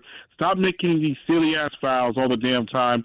And stop always, try at least to convince Brunson aggressive. Say, hey, man, give me the damn ball. Because I'm a second star. I got to be aggressive, too, and play a little bit defense. I'm not saying I know both of these guys have not been considered being a great defenders, but listen, Brunson tries. I give him credit for that. But Towns at times, it's like he's a cone. Like Patrick Beverley said with the versus Chris Paul. Remember a few years ago when Patrick Beverley said about Chris Paul with the cone situation? I felt like with Cat because there were times like he's been outplayed by Isaiah Stewart and I forgot if he. That is a Cat trait, right? Like on the good nights, he's one of the best players in the league. On the rough nights, he can get schooled by someone that you're like, how is this possible? And his offense affects his defense. His intensity to rebound, all that stuff is affected when he's not getting the ball. And you saw in the first quarter that Brunson and Brown said this after the game. He's not naming names, but if you watch the game, you know who he's talking about when he said we hold on to it too long. And that was happening to Brunson. He was holding on to the ball too long. It was too much just pounding it. There wasn't ball movement. And that's been lately. Mm-hmm. And I agree with the caller. Towns and Brunson probably need to have, they got to sit down and talk it out. And they need to be honest with each other. Like, Towns needs to say to him, listen, I know the first quarter is your quarter, but I got to touch the ball. I can't just get a technical free throw shot that gives me 1 point in the quarter. And then I'm in the game. You're the point guard. You got to get me involved. You got to recognize I haven't touched the ball in a while. and you got to get me going. Yeah. And that's important. And so they've got to have it out. Last year, it never seemed to be a big problem. I don't know why this year it's become a problem right from the start of the season. He is not, Towns, has just not looked comfortable playing the way they want to play.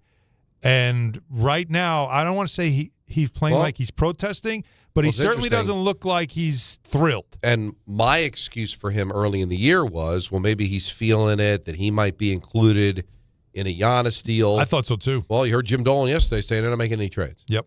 So, and it does feel like there's nothing in the offing. So get over it. You're here. You're here for the rest of the season. If that deal's going to be made, it's going to be made in the offseason. He just got engaged. You would think like right now he'd just be happy. But 36 games into the season, they're talking about making adjustments, dude. Yeah. Stop. I find it hard to believe. Now, is it a crazy thought though to start thinking about? We're now sitting here at almost 40 games, almost halfway through the year. I think we're getting a pretty good idea of who the Knicks are. Yep. Right? They're going to be a pretty good team that maybe have occasional lapses, but they're going to be damn good.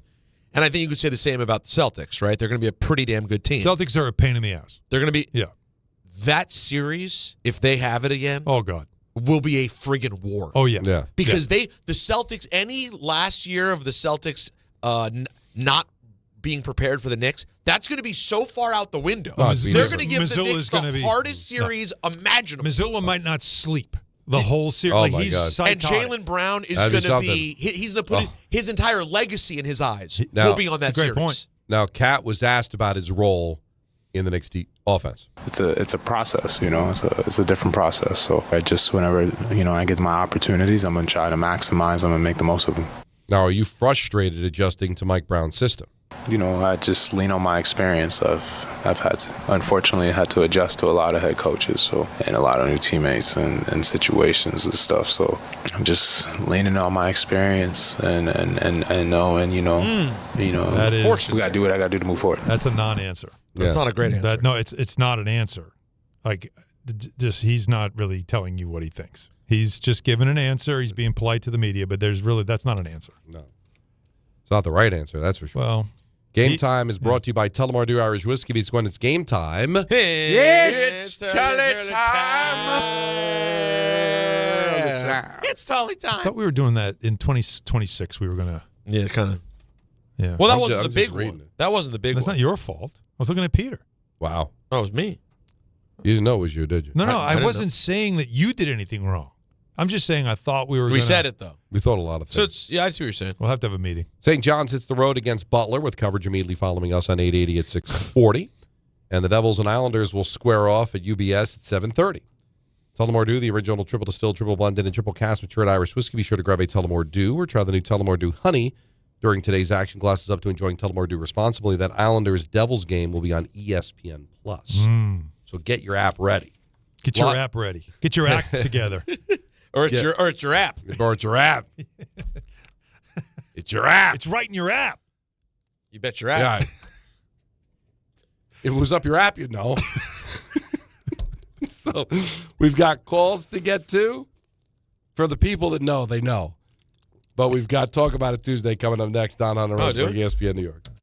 St. John's looks to get back on track at Big East play on the road against Butler. Coverage begins today at 6:40 on 880 ESPN and the ESPN New York app. Progressive presents the Passionate Sports Fan Checklist. Signed jersey of your favorite bench warmer? Check. 14 bobbleheads that look nothing like the players they're emulating? Check. Twin TVs so you can watch the game on 2 different networks simultaneously? Check. Life-size wall sticker of your favorite player that routinely freaks you out at night? Check. A second life-size wall sticker so after the first one freaks you out, you see the second and you're like, oh right, the wall stickers. Check and mate. Bundle your renters and auto insurance with Progressive and save on protection for the things on your checklist. Get a quote at Progressive.com. Progressive Casualty Insurance Company affiliates and third-party insurers not available in all states or situations covered subject to policy terms. This new year, get started on your next success with University of Maryland Global Campus. Apply by February 11th and get your application fee waived. An accredited state university, UMGC offers online and hybrid classes, along with more than 135 degrees and certificates in fields like business, cybersecurity, healthcare, and more. Gain the skills you need to achieve your career goals. Get your application fee waived through February 11th. Learn more at umgc.edu. Certified to operate in Virginia by Chef. The wild card round is here, and FanDuel is turning on playoff mode. All customers get a profit boost pack every NFL playoff game day. Each game day during the wild card round, you'll find a pack loaded with multiple profit boosts waiting for you in the app. I am loving what I've seen from the Bears late in the season. I'm kind of feeling them. Take your shot on an upset, though, if that's for you, or build a parlay that fits the moment. Then apply your profit boost and go after even bigger payouts while the playoffs get rolling. So visit FanDuel, an official sports book partner of the NFL, and grab your profit boost pack every NFL playoff game day. 21 and over and physically present in New York. Opt-in required. Bonus issued is not withdrawable profit boost tokens. Restrictions apply, including any token expiration and max wager amount. See terms at sportsbook.fanduel.com for help with a gambling problem. Call 877-HOPE-NY or text HOPE-NY 467-369. Presented by Robinhood. He crosses, spins, pulls up. With Robinhood Prediction Markets, buy or sell your predictions all game long. No house odds, just you versus the market. Put your sports IQ to work. Trade every shot, block, steal, run, and moment that shifts the game. With Robinhood Prediction Markets, trade every play. Visit Robinhood.com/predict to start trading. Futures and cleared swaps trading involves significant risk and is not appropriate for everyone. Event contracts are offered by Robinhood Derivatives LLC, a registered futures commission merchant and swap firm. Whether you're building a single roof or a successful roofing business, roofing contractors like you need the right tools for the job, and software is no exception. Service Titan is on a mission to be the most powerful software platform for the trades, with purpose-built technology proven to maximize revenue, streamline operations, and deliver 5-star customer experiences. We are taking roofing companies like yours to the next level and beyond. Service Titan, we are built for this. See what we can do for roofers at servicetitan.com.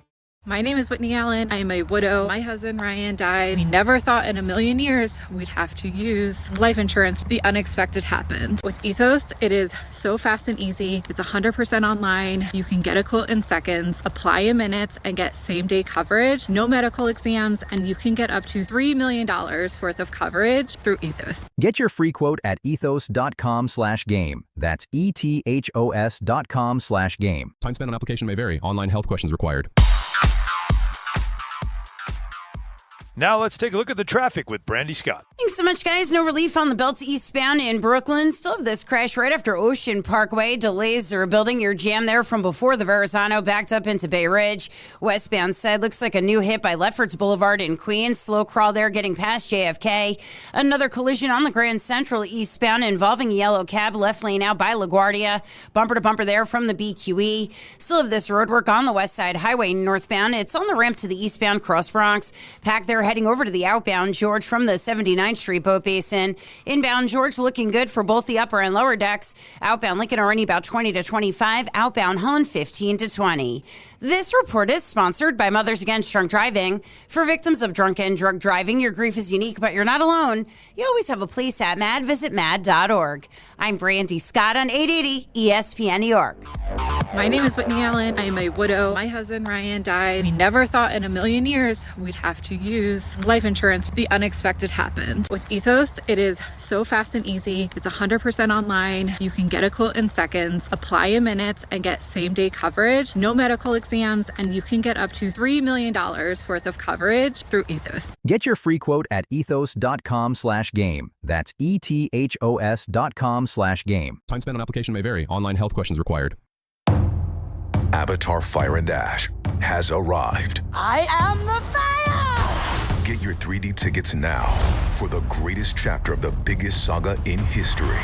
Whatever happens, protect this family. Critics rave it's by far the best Avatar movie.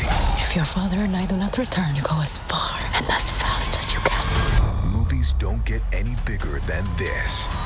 Avatar Fire and Ash, rated PG-13, now playing. Sometimes you just can't take it anymore. You're done. I'm done. This is Let's Talk About It Tuesday. And it's a really idiot with Don, Hahn, and Rosenberg. Ha! Hello. You know what my wife said to me today? I love you. She Get did out. Say, yeah, she said that. Well, she Get said off both. me. Well, that one no, but not. that Well, one. anyways, I said I At least I accidentally opened with a good. I accidentally called. Who are you? I did the thing I always do, which is I accidentally. Who are you? That's not nice. I accidentally called the show the K Show, as I often do. See? And then I'm like, I mean, our show. And my wife just said, you know what? I like it better as the K show. She said, what am I supposed to do? I have to say DHR? She said, I know it as the K show. Wow. I said, but it's my show See, now. I told you I didn't think I'd make it a year. I just continue to call it the K show. But at home, do you accidentally find yourself doing that, Don? Like, well, I got to do K show at blah, blah, blah. Yeah, just because it's the time slot. It represents the time slot. It's weird. I've got like stages because now with the new contract, I will make 25 years at the station. I thought you were about to say. I thought it was about to drop digits. You're finally going to make $25,000 a year. No. God bless. God bless. Is that when we were on 1050, for whatever reason, I'd always refer to 1050. Got to go to 1050. Okay. Don't know why. Interesting. I got to go 1050. Then we moved to 98.7. It never went, I'm going to 98.7. It became K show. It became the K show. Right. And then Declan was born, and he referred to just me leaving the house as I was going to the K show. Right. And then my mom saying, can't Michael K give you vacation? And then it just became like the K show. And yeah, so it's a little, now it's just ESPN. I'm going to ESPN. Yeah. Makes sense. Alan would prefer you just call it the Hahn show. No. He's looking off into the distance as if this has something to do with him. What am I supposed to do here? You just sit and listen and go, that's interesting. You guys are like, it was so much better when we could just say the K show. Was that ever said? I'm sorry. Is there some sort of yo-yo filter that he hears? He has the yo-yo filter. I definitely have the yo-yo filter. He does. I have that. All my wife was saying was that she liked the K show better. No, that's what she said. No, she likes this show. She loves the show. Is that she knows what I mean. When we say the K show in the house, it means my 3 o'clock vehicle I have to go do. Not to be confused with my morning show, which no longer exists. How about we just call it the show? By the way, it's the only radio program I currently do. I just say to call it the radio. The show. Can I join?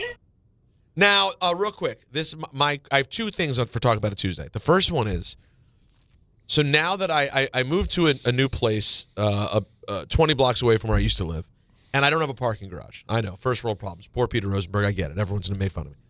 But I'm back to street parking in New York, right? Moving around the car every day, blah, blah.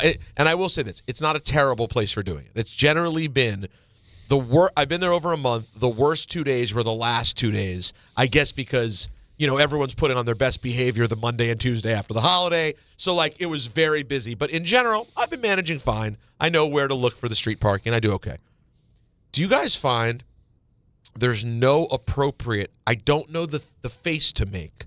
I don't know the gesture to give when you're in the car and the person pulls up and goes, "Are you leaving?" I never know what to do with my hands and mouth to say yes or no. Yes or no. Because if you go like this, no, does no mean I'm staying? How about just nod your head one way or another? But do you find that to be effective? Do you guys know what I mean? Or you don't have to deal with this because you guys aren't in the city? Effective. What? Just when you pull alongside of them and just give them a look, like just point, yeah. No, that's different. All that right. one I get more. Okay. Asking whether they're leaving is easy. Today, though, I was on the phone with my therapist, and I wasn't going to end the call early. I'm like, I found the space. Great. I'm now going to sit in the space and finish my call. Right. And now I'm the nozzle where other people are pulling up and going, "Hey, buddy, I see you sitting in this beautiful cherry parking spot. Are you staying or are you going?" Right. And I look at them and I go, no, I'm staying. I'm just staying here. And then, by the way, every time you do it, they're mad. And I understand because when I'm in their position, I'm mad. Yeah, you're like, of course you're staying. Yeah. Get out of the car, moron. But I just found it to be a very awkward, specific to New York experience of how do you address the person who's looking for the spot? I don't believe there's an etiquette other than no. Just wave it off. You kind of wave and look the other direction. You know they're going to be annoyed. Yes. You can't worry about It's it a good because point. whoever that is, they're annoyed. They're out of your life. The minute they drive away, so you're they're saying, never coming back. So you're saying I'm on the phone. They pull up and they're like, "Oh, are you leaving?" You just give them the hand. Just give them the wave and look away. Just shake your head no, man. Just shake your head no. That's it. Just no. You deal with this in Brooklyn all the time. Yeah, and but here's the thing that would irritate me. You moving? No, I'm not moving. But you'd be. Here's the thing that would irritate me, though. Now, it wouldn't if you were going to leave, but you didn't want to leave right away, and you waved the person off. Like, how long would you make the person wait? Like, let's say you were leaving, but you were on the phone. You didn't want to drive while you were talking. It was just going to be a couple of minutes. Would you acknowledge that or wave them off? That I know the etiquette for. That I will literally say, hold on 1 second, roll down the window, and I'll say, hey, I'm going to be like 5-10 minutes. Okay. And I'll tell them. I'll just be honest. Like, if you wait 5 or 10 minutes, you can have it. If you tell me that, hazard's on. Yeah, and you sit back. Well, that's the thing. That's the I'm thing. watching you. Yeah. But don't you feel now that Pressure. person's right? What I don't get on 6th Avenue Excuse me, I'm every on my day. therapy call. You don't mind watching things. I really can't complain. I've been able to park on 6th Avenue 99% of the time. And they've taken parking away here in Soho. Made more commercial, so there's less parking. Always. If you really only plates. can park on 6th. I don't know how they do it. I'm lucky to find a spot, but that damn truck on the corner, it's a big, long truck. Took up all, and then right. takes up 2 other spaces unpacking his stuff. And I know he's got stuff to do. I just like, where did you come from that you found like 4 spaces to do that? And when I on can't any get one given day, I'm lucky to find one. Well, maybe they get there very early and they're unpacking all the time. But this is what makes the city so rigged, is that like all of these, it's impossible for everyone. It's bad for us regular drivers. It's bad for the truck drivers. But the difference with the truck drivers is they can park illegally. They just eat those tickets. Those companies that they deliver for all know they're eating tickets. It's part of the deal, right? I guess. All right, Don, what did you have today? Well, it bothers me that Carolina's going to go to the postseason under 500. It doesn't seem right that you didn't win more games than you lost. But I do want to honor the divisional system. Sure. And they won the division, and it's not their fault they're in a weak division. It is odd, though, that if they were tied just with Tampa, Tampa goes. But because it was a 3-way tie, their tiebreaker doesn't count, and they end up so it's crazy. But do they have to get a home game? Like, can't you just say, in order to host a playoff game, you have to finish above 500? So we'll let you go to the playoffs because you won your division. But you know what? You forfeit the home game because I can't have an 8-9 football team host a playoff game. So where do you draw the line, though? But divisions matter. Divisions matter. That's why I'll let you go to the playoffs. So they'd be the 7 seed. So, yeah. So what you're saying is – No, I hear what Don's saying. So what you're saying is winning the division guarantees you a playoff berth, but that's all it guarantees. That's all it guarantees. I think that's fair. Why should the 8-9 team be – why should Pittsburgh be hosting Houston? Houston's a much better football team. They did not earn to have to go to Pittsburgh Did this Houston weekend. win their division? No. No, they didn't. So you didn't win your division. See, but I understand what Peter's saying, but what I'm saying, in the rare occasion that you finish under 500, and we're acknowledging you're in the Thursday night football division, see, but here's then why, in order of winning it, you know what? I'm sorry. But the thing is, I'm just being honest with you. Okay. That has no chance at passing at the NFL. It's too not. You need to be regimented. It means the division winner no longer earns seeding anything. It's not about what they get. It's based solely on record. And now division doesn't have the same cachet. But it does, because it guarantees you a playoff spot. You're still in. But no. So you still want to win the division because you want to get in. Yeah, you're in. So even if you go 7-10, you're in. I understand. I understand what you're saying, and I know it looks ridiculous to be under 500 and yet you're hosting a playoff game. But the division stuff matters, and no owner is going to agree to this because they don't want to ever be in that situation. No owner is ever going to agree to this. And in the end, that's all that matters. We could complain about it all we want. Well, that's why it's talk about it. Because here's what. But no, seriously, here's why. Because that is the only, and you know it. It's probably the only. No, not probably. It is the only home game, playoff game you're going to get. So I am not going to sacrifice a home playoff game. I won my division. That doesn't just get me in the playoffs. That gets me a home game, and I want that gate, right? Well, that's so no owner. Because think about it. Now you're talking. Every owner in the AFC South and every owner in the NFC South is never going to agree to this because the majority of the time it happens in those two divisions, right? But the worm does turn. Eventually, it'll be another division that ends up being bad. Okay, fine. I'm just saying. But I don't want it to be me one time, and now I just lost myself a home gate in the playoffs because I voted on something 5 years ago that I didn't really care about. I'm just looking at the situation here. They are hosting a 12-5 football team. Yeah, that's right.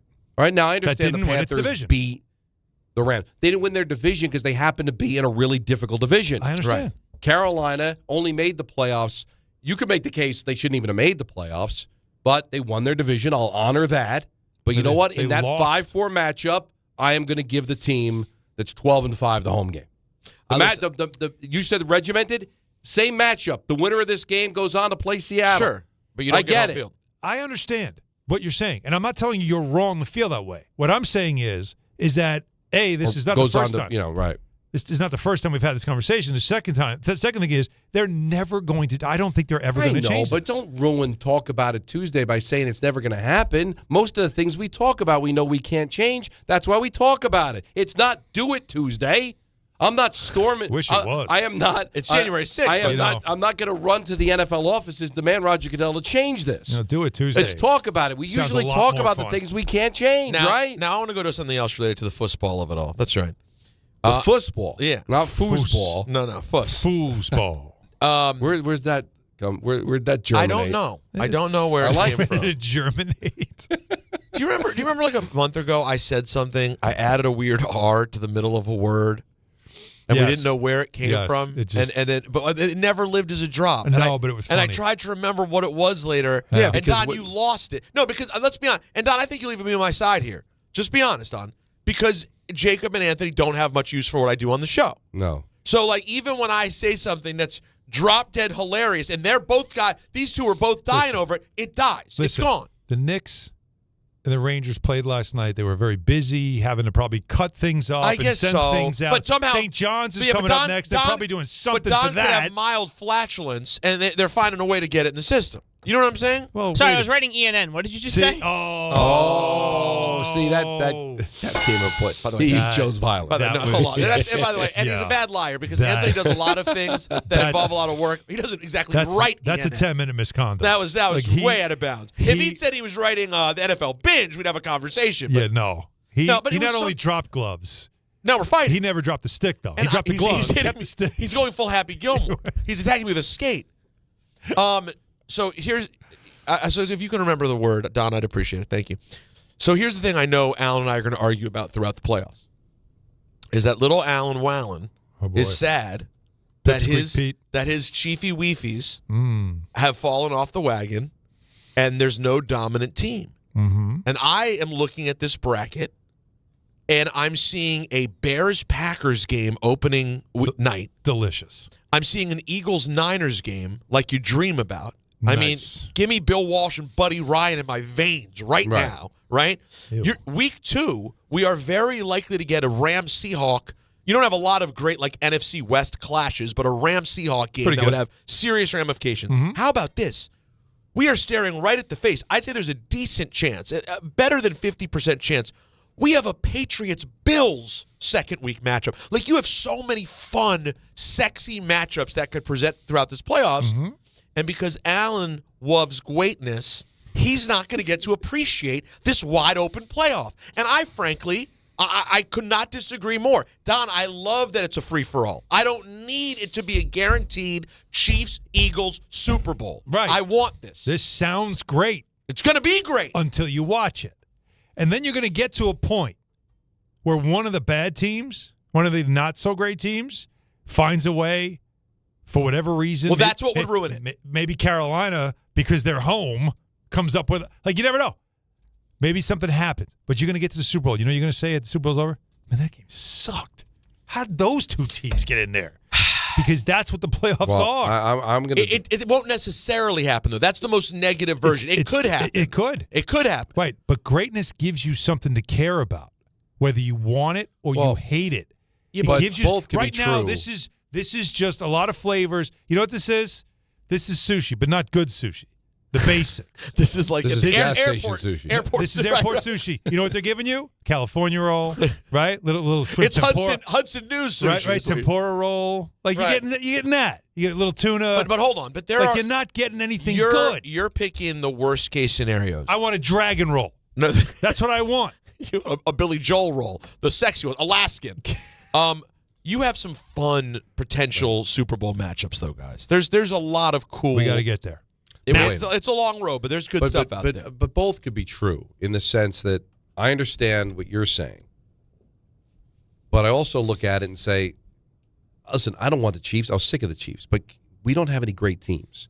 So, yeah, I was sick of the Chiefs, but it's time to get some new blood in there. But can some of this new blood actually be great? There's no great team. That's the problem. And you know what? If the Chiefs had made it, this is where you lose the argument. The Chiefs aren't great anymore either. If they found a way to get in, not this year. Then you're right. I bet they will be again. But they would have been compelling because of all the other stories that go with it. However, here's our other scary thing: the Eagles are not a great team, but they are the defending champs. If they climb all the way back, aren't we all going to be turning our nose like, oh, correct? Not this team, but not Sirianni and then this the team. only hope you have, if the Eagles go all the way, and you're not an Eagles fan, obviously, the only hope you have is it's Buffalo. And you have something to root for, because I think maybe you do. Well, no, I'm sorry, Jets fans. Can't do it. You guys don't even count as humans anymore. Yeah, but Don, fair. for the rest of us who live in civilization, don't you agree right now? You have no horse in the race here. You're rooting for the Bills, aren't you? Yes. Like you have to. If you're a football fan, you're rooting for the Bills. Oh, I'm sorry. Two guys that are NFC East fans. Of course, you're going to root for the Bills in that game. No. You personally, as a Jets fan, sad sacks that you are, you don't get to. But us, everyone else, I think, now if it's is rooting for the Bills. If it's Jacksonville, maybe now I got something to care about. Oh, right? I want to continue this conversation on the other side. It's the sure, playoffs because start I got this a lot weekend. to say. We do have some NFL news, Giants related to get to as well. And Shesterk and I want to throw in as much as we can here on ESPN New York. Out on the course, they're the PGA Tour's best players. But in the arena, they're prime time. And Season 2 of TGL presented by SoFi is back with lights, cameras, action. We're talking big moments, big personalities, big names in the stands, all on the big screen. Big-time matchups with shot clocks, hammer drops, timeouts, overtime, and playoffs. It's city versus city, squad versus squad. The sport just hits different under the lights. It's TGL presented by SoFi. Keep up. It's golf. Tune into every match. Only on ESPN. You still thinking job change in the new year? Yeah, I need something that's in high demand and more stable in this economy. IT? Yeah, cybersecurity, maybe even AI. That's what I did. Really? How? Went to My Computer Career. You don't need any prior experience, and you could start your new career in a matter of months. A lot of IT pros go to school there, too, to level up. Sweet. Are classes online or on campus? Both. Wow, I'll check it out. Thanks. Make this your year. Take the free career evaluation now at mycomputercareer.edu, an Elite CompTIA certification partner. Financial aid is available to those who qualify, including VA benefits.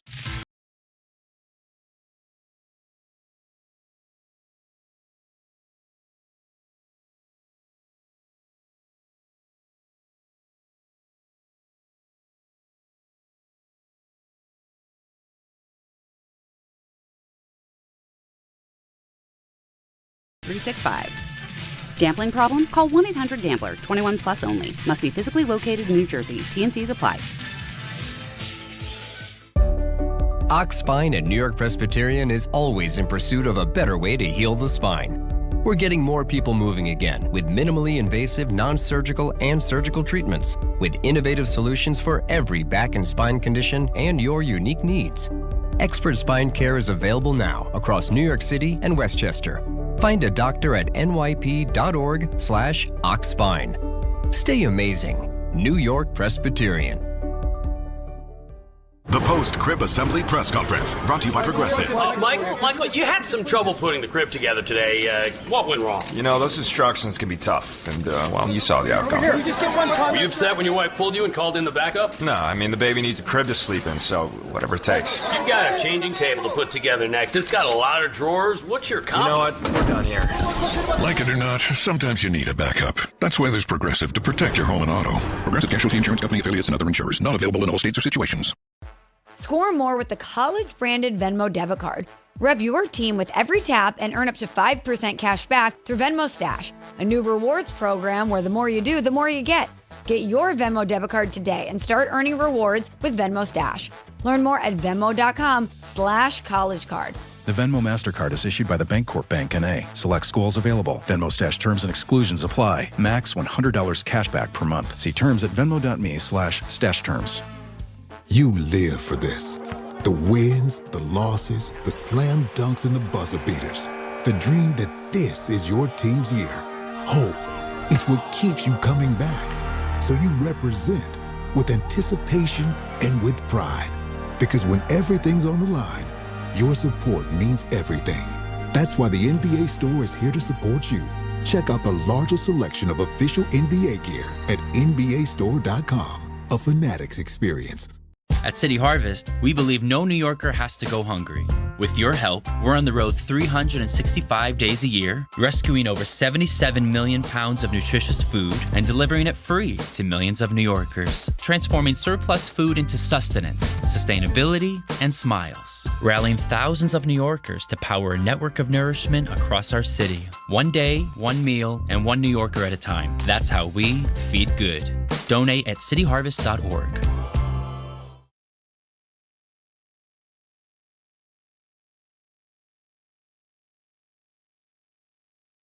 Why can't that be talked about it Tuesday? Very underrated song by Boston, Cool the Engines. Off a Third Stage. Well, I don't know this one. Yeah, I wouldn't have been able to name a Boston album. Really? I can picture the cover of the most famous one. Yeah. What's that called? Well, their biggest album? Well, the first album is Boston. The big More Than a multicolor. Feeling. It's like More Than a Feeling. Yeah. But this was the third album that had Amanda. Oh, yeah. And it was like 8 years they were making it. And they so that's their other song. They got a ton of good songs. A ton? Oh, yeah. Ton. Oh, ton. You know what? You want to get me started? See? He said a ton. Ton's a lot. Ton's heavy. You know what? You want to do it? You want to have a talk about it Tuesday? How many hits is a ton when it comes to Boston? You know how much I love the Poke the Bear, right? Oh, I'm all about it. He said a ton. And plus, he's said also a ton. But More why than do a I feeling, have to be Amanda, I got it. Ton? I'm usually on your side with music, Don, so don't get upset that for once I'm like, eh. Well, Don's like Don will get mad at me for not knowing like a classic rock band and be like, yeah, well, just because you REO Speedwagon. The Civil War was before your time. Why don't you know? But sometimes he will overstate the greatness of things from his era, I believe. Well, it's like if he loves something and you don't love it as much, well, you're wrong. I just feel like I'm being held to a standard because I just said ton. Can I have ton a is little, a measure of weight? weight. Little exaggeration. It's a very, very large measure. Well, no, of weight. I am ton means more, in my opinion, than two. Oh no, ton is. I more, have two. Ton is more than seven though. Like you have more than you're like. Yeah. Ton is you're getting to the big dog territory. Yeah, I would say. So a bunch. Bunch could be 2 or 3 more that I didn't know about. A bunch. And when he says them, I'm like, oh, I forgot about that song. Right? This is, by the way, it's a bunch. For the record, we can have a lot of fun with this moving forward. With a band or artist, do they have a ton of hits, a bunch of hits, or some hits? I'm just saying. They had some hits. All right, what he's seeing, he's looking, and he doesn't look as confident now as he did. Well, because you guys, we ruined it. You did. We ruined it because he played Captain Literal Man. Yeah, he's good at it. Now I've got to walk back. The ton. I'm just trying to get you fired. But they're a big band. I'm trying to find the track list here. More Than a Feeling, Peace of Mind, Foreplay, Long Time. So the first. All right. More Than a Feeling. Let me ask you this. There's 8 songs on their first album. Yeah. 5 of them have their own Wikipedia page. So that's 5. I would. You gave me More Than a Feeling. What's the next one? Peace of Mind. That's all right. Do I know Peace of Mind? Peace of Mind. You know this song.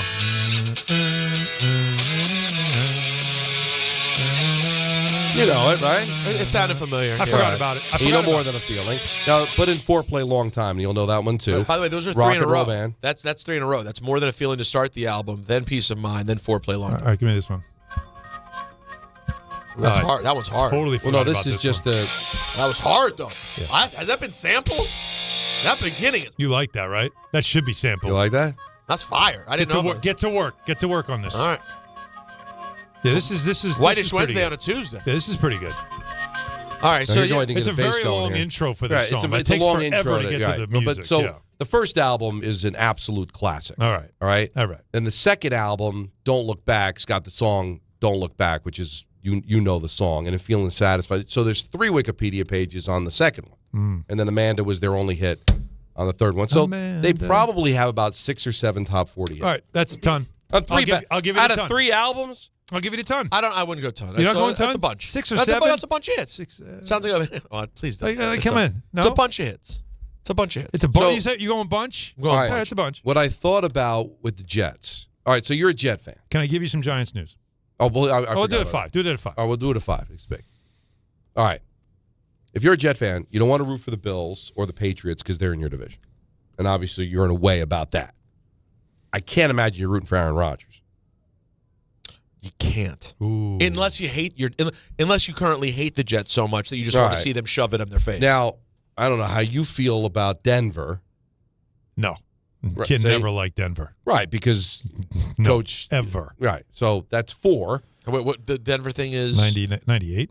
Well, 98, but also. Stan Reeves, what was the. They lost in the playoff? AFC Championship. In the AFC Championship. Well, yeah. And they were winning Vinny? that game. This is Vinny? This is Vinny. Okay. They were winning the game. This is Vinny. That, and then Peyton had the things to say about Hackett. Yeah. Well, all the Jets fans hated that that. I could care about. That means nothing to me. But it's 98. It's All right. Elway terrorizing you, and then it's that game. And in Jacksonville, it's all we should have had Trevor Lawrence. Why don't we be the Rams? No. Who cares? You don't care. No, don't bother me. I mean, honestly, I don't mean any disrespect. Yeah. Who's rooting for Houston? People from Houston. Yeah. Some of them. I'm just saying, but what? Because some of them are Cowboys fans. Let's just be honest. A lot of them are Cowboys fans. Most of them are. But yeah, Houston, they're Houston fans. So who are you hitching your wagon to then? I'm having a hard time picking a team. Chargers? No. There's a part of me that appreciates Sam Darnold. All right, well, that's the NFC. Wants that makes to sense. see. No, the AFC is dead. Yeah, there's nothing in the AFC. Nothing in the God, AFC. no. Buffalo, New England. So, no. so Darnold, I want to be right about. I've been right about New England, but now I don't want to see it Further, come to fruition. right. My God. But no, because of Sam, and it's like that's a cool story, right? And it has no impact. And on me I'd love whatsoever. to see. Let me say this about Sam. I would love, and he's in a tough spot because they got the bye. You'll know what I mean. I'd love to see him get a playoff win. And the bye puts you in a tough spot because if they're the 2 and they're playing the 7, we're having more of a conversation. Instead, they get the bye. They'll get the Rams probably. Team. And now will Sam get a win in the playoffs? I mean, you are home. That is, and especially there is some there. But man, I'll tell you what, the Rams. When you look around at a field like this, you have to favor experience. Don't you? Don't and you think that behooves the Bills? Even though that behooves the Rams. There are a few teams. Even though they're not the number 1 seed, aren't they? Who, the Rams? Yeah. In a lot of ways, yes. Kind of one of Jace. Right? I think so. They've taken off the last couple weeks. Really good. They're a really good team. Now, the thing for me is, are the Bills talented enough to allow the experience? Because they've done this every single year. They have to come in with a certain level of we know we can do this, even though they have the pressure. But guess what? We know we're not staring that Kansas City game in the face in 3 weeks. Fair. But do they have the talent? Because there are just games when it looks like Josh just doesn't have enough people around him. Well, they got to run the ball. I mean, they do have the Cookie Monster, so they have him. True, and you got to be able to stop teams. Rascal Flatts Life is a Highway tour. Sure is. Love it. It's coming to UBS Arena on January 29th and Prudential Center on January 30th, 2026. ESPN New York has your chance to score tickets to the venue of your choice on ESPN New York's app. Just scroll down to contest and submit your entry. Brought to you by Live Nation. Tickets are on sale now at Ticketmaster.com. Got some Giants news next. Don Hahn and Rosenberg, ESPN New York. We all hear the radio ads about the IRS. They tell you to be afraid, to be scared, and they try to frighten you into calling. I'm not here to do that. Tax Relief Advocates is different. TRA is here to tell you that if you owe money to the IRS, whether it's $5,000, $50,000, or $500,000, we have a solution. It doesn't matter if you're sitting in your car, at work, or with your kids. No matter where you are, call now. 800-575-6759. Don't lose hope. TRA can eliminate or reduce what you owe to the IRS. Generous programs are now available that can give you a fresh start. Our passion is taxes and helping individuals fix their IRS problems. We have over 1,000 5-star reviews on Google and an A+ with the Better Business Bureau. You don't need to be afraid of the IRS any longer. End your tax nightmare today by visiting us online at TRA.com or call 800-575-6759. That's 800-575-6759. Tax Relief Advocates. Real solutions for real people. Prizes, flyaways, even cash money. You want it? We've got it. Find a list of all contests and official rules by visiting ESPNNewYorkContests.com. That's ESPNNewYorkContests.com. What if your instincts could pay off? With Robinhood Prediction Markets, you can put your sports IQ to work on the games you know best. It's not you against the house. It's you participating in a live market. Buy or sell your predictions all game long. Trade every play with Robinhood. Visit Robinhood.com/predict. That's Robinhood.com/predict. Futures and cleared swaps trading involves significant risk and is not appropriate for everyone. Event contracts are offered by Robinhood Derivatives LLC, a registered futures commission merchant and swap firm. And now it's time for traffic. Here's Brandy Scott. Thanks, guys. If you're heading inbound at the George, stick with the lower deck if you can. Upper level, we've got some police department activity, 15 to 20 minutes in building. Definitely don't want the West Side Highway heading over to the outbound George. Still have this road work on the ramp to the eastbound Cross Bronx. Late running, you're solid there from the 79th Street Boat Basin. Cross Bronx westbound, stopping a ride from the Bronx River Parkway on through. Outbound Lincoln are running about 15 to 20. Outbound Hahn, 10 to 15. Looks like we've got a new crash on the belt eastbound in Brooklyn over by Cropsey Avenue. Heavy ride there from the Verrazano. Lots of extra company on the Staten Island Expressway westbound heading over to the West Shore. This report is sponsored by the New York City Department of Transportation. Speeding ruins lives. Drivers, watch out for pedestrians and cyclists and slow your turns to less than 5 miles an hour. I'm Brandy Scott on 880 ESPN New York. If you've been injured on a construction site, then you need a lawyer who knows New York's unique labor laws. At the Parisman Firm, they have decades of experience handling construction accident cases and a proven track record of delivering huge results. Their team has already recovered nearly $1 billion for hardworking New Yorkers. From scaffold accidents to slip and falls and equipment failures, they've got your back. Call the Parisman Firm now at 718-WORKERS. That's right, 718-WORKERS, because your case is their cause. Get the justice you deserve today. The college football playoff isn't over. Not yet. That epic run, that wild dream, not over till the clock hits 0. Till the stadium shakes. Till the wild things are let loose. Till the trophy is lifted and the confetti falls. This is the national championship. When it's over, you'll feel it. This is the wild world of college football.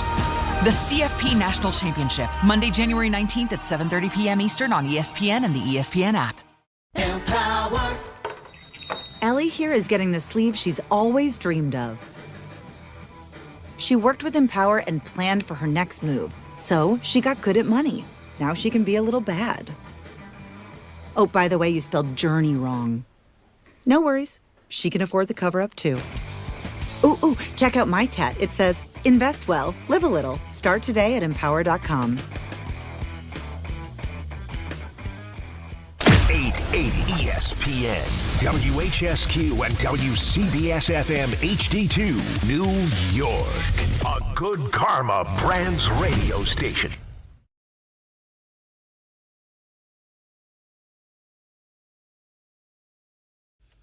I guess I'm just predisposed to hating all things Boston.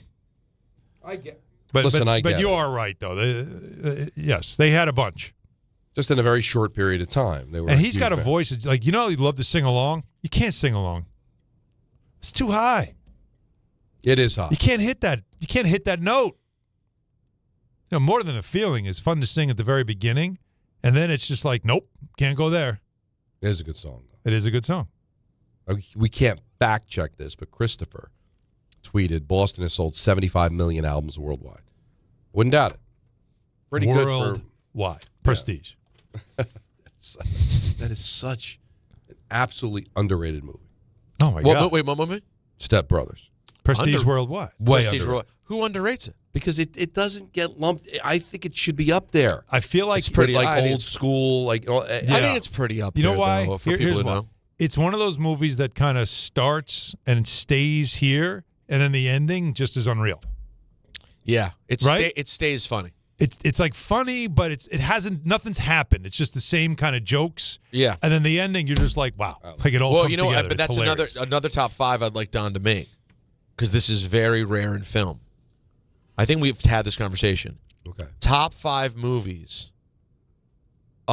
particularly sports movies, but I would say even comedies in general, that stay funny through the end. A lot of comedies, let's say they're 90 minutes, they're really funny for 70. And then in their effort to tie up the story, they lose the funny down the stretch. Yeah. And it's what I hate about, like, loved Happy Gilmore 1, and I really enjoyed 2 as well. But they both did the same thing of, like, the end, it starts to turn into like a sports movie now. And, like, I'm watching the shots to see if they're going to make, it's like, I get it. Give me comedy all the way till the bitter end. What about Bob? What about Bob goes to the credits? In the credits as the movie's ending. Dodgeball? remember he's waving to the church and getting like it never stops. Never being stops. Funny. Right? That's the dodgeball. I'm not a dodgeball guy. It takes you right to the credits. Literally. But I don't love dodgeball in overall. the credits, he's White Goodman, but he's fat. It's hysterical. I have to revisit. Like I was one of those. I had two movies. I know Don won't agree with this. Okay. Because I know the other one you're very fond of. In that era, there were a few comedies. It was a big comedy era, that moment in time. And I thought that Dodgeball and Tropic Thunder were like the two most hyped but disappointing of those comedies for me. I like Tropic Thunder. And I know a lot of people do. But I wouldn't put it in my top 20, right? But I like it. Tropic Thunder could never be released today. I know. No chance. And that helps. That kind of helps the narrative to it now because it's like it makes you miss funny. the rated R comedy. The one movie it's one 90s, early 2000s comedy that you'll never see like on Freeform on a random night or like you just those you're never going to see. But I got to revisit them because maybe my expectations were too high because I was in the old school. It was such a good Meet the Parents. Oh yeah, a lot of great comedy. But a perfect example of coming up short in that way is Stripes. Yes. If Stripes ends at the boom chakalaka when they're doing the boot camp, that's a fact. And roll credits, maybe one of the greatest comedies of all time. But then they go to German, and then it just gets stupid because they want to do something with it after boot camp, and it falls who does a good job? That's pretty funny, and they still wrap it up and keep it funny. Wayne's World, where they give you the multiple endings. Mm-hmm. And they're kind of goofing on the fact that it's an end of a movie. Right. And we got to tie this thing up now. But we don't know which way to go. No, so we're going to mess around. We're just going to mess and then you get Rob Lowe going like, you didn't really think he'd end up with the girl, did you? Yeah, exactly. That to me is the one I would choose. Right? We'd all choose that one. But Don, that's a great point on Stripes, by the way. Yeah, fantastic. Because I love Stripes. So it's like, all right, let's just turn it off. Just turn it off. Done. At that point, nope, don't need to see it anymore. All right, so what's the Giant? Kevin Stefanski will be meeting with the Giants tomorrow. I have it Which is no surprise. guys. I have it on very good authority. I heard from a source that he flew here in an airplane. Well, how else would he have gotten here? I have it on very good authority because I'm a sports broadcaster. Well, that he's taken an airplane to get here. An aeroplane instead of driving. He did not drive. I know. I mean, some might have driven from Cleveland. I know from my contacts it was a commercial flight that landed at an airport. That's what I'm being told. Teterboro. I can't say. You can't say. I can't say. Well, I can tell you, though, that he is right now top of the list for the Giants. They're making him priority, immediately bringing him in, knowing that he's going to also meet with Atlanta. And there is some familiarity with him in Atlanta because of Cousins. They were together in Minnesota. So I think they need to make him a priority right away. They are doing it by meeting with him first. And they shouldn't even let him out of the building, if you ask me. Shouldn't let him out. Don, of the building. am I a bad guy? Now they have to do the whole due diligence. I know, but I really do think this is the guy. Am I a bad guy though? I'm not trying to look past the things he's done that have been successful, but am I a bad guy for thinking I don't need Cleveland's trash at this point? Like, is that Cleveland said we're all set, and we're like, ooh, yeah, we can't let him leave. I don't know. Here's what I worry about. Because we had a caller yesterday who said that I jumped him for suggesting Stefanski a while back, and the reason I did was because that was on the heels of the Jet game when they lost to the Jets, and they took 2 defensive penalties to keep a drive alive for the Jets to be able to win the game. And I'm like, God, that's bad in-game stuff, man. Now, I realize he's had 2 11-win seasons with Cleveland, and he's won 2 Coach of the Years. And he could be responsible. You know, listen, he had Baker Mayfield, and he's had quarterback problems since Mayfield left. His owner forced Deshaun Watson on him. Cleveland, to me, like the Jets, is like, to bring in a hockey analogy, like Toronto. Like, nobody wins in Toronto. So don't criticize Paul Maurice or Sheldon Keefe or Babcock or those guys for not winning in Toronto because nobody wins in Toronto. Mm-hmm. All right? They go someplace else, and Paul Maurice becomes one of the great coaches of all time. Couldn't do it in Toronto because nobody can. Right. Like, nobody can in Cleveland. Bill Belichick couldn't do it in Cleveland. So let's not kill him because he did get as much as he could out of it. It didn't end well, but let's face it, a lot of these coaches with experience, it doesn't end well. All right? Not too many coaches are available that to get to have their retirement speech and walk away on their terms. They usually get fired. It peters out, sorry, lack of a I don't like that word. And he goes, I'm not in love with it. I'm not to your level of don't let him out of the building. I would probably take Mike McCarthy over Stefanski. Really? Well, I mean, he's won a Super Bowl. Because I could say the same thing in Dallas. Like, nobody wins in Dallas. Good point. All right? But they were like a lock for 11, 12 wins every year. Right. Won a Super Bowl with Aaron Rodgers. You could credit Aaron Rodgers, but Aaron Rodgers hasn't won one since he left. But I can't split hairs. I would rather Stefanski than one of these assistants I don't know anything about. I just don't. Right. That part I agree with. Is I don't know if you really want to bring in somebody who's in their late 30s like Kubiak or early 40s and, hand them the keys to this thing. I don't know if that's where the Giants are right now, which is why I think, McCarthy obviously is somebody else that I'm sure they're going to talk to. But Stefanski is somebody you really got to take seriously. I think you got they to take will. it serious. And maybe I think they are. No, in fact, I know they are. I know this is a guy that's top of their list. What's very strange, just talking to people, fans, people in the media, there's more people that share your opinion than not, that they believe that should be the guy. Yeah, it makes sense.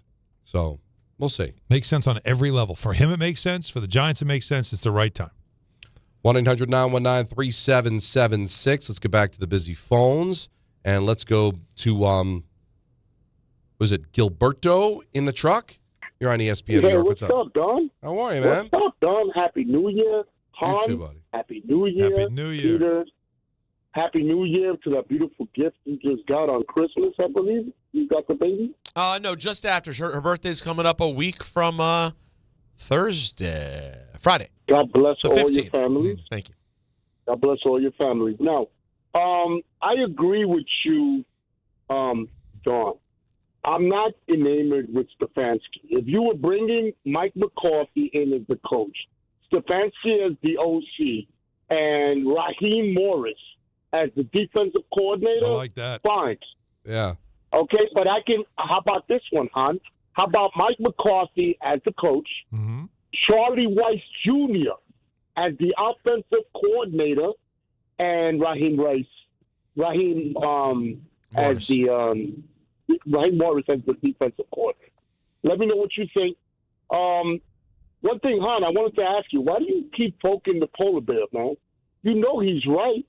More than a feeling. Come on, man. That's old school, baby. That's our town. That was real music. I understand. Peter. Yes. There's some garbage that you guys put on radio that Not me. I You don't don't put anything on the radio anymore. No. you're not on the hip hop. You missed the news. No, Hot 97's no more for me. Yeah. But Oh man! Thanks for bringing it up, though. You with the crew. So nice of you to bring All it right, up. guys, I'll let you go, man. Let me know what you think. All right. Oh, You know what? No. Oh, sorry, man. My bad. Just all right. I gotta go. Oh, that's tough.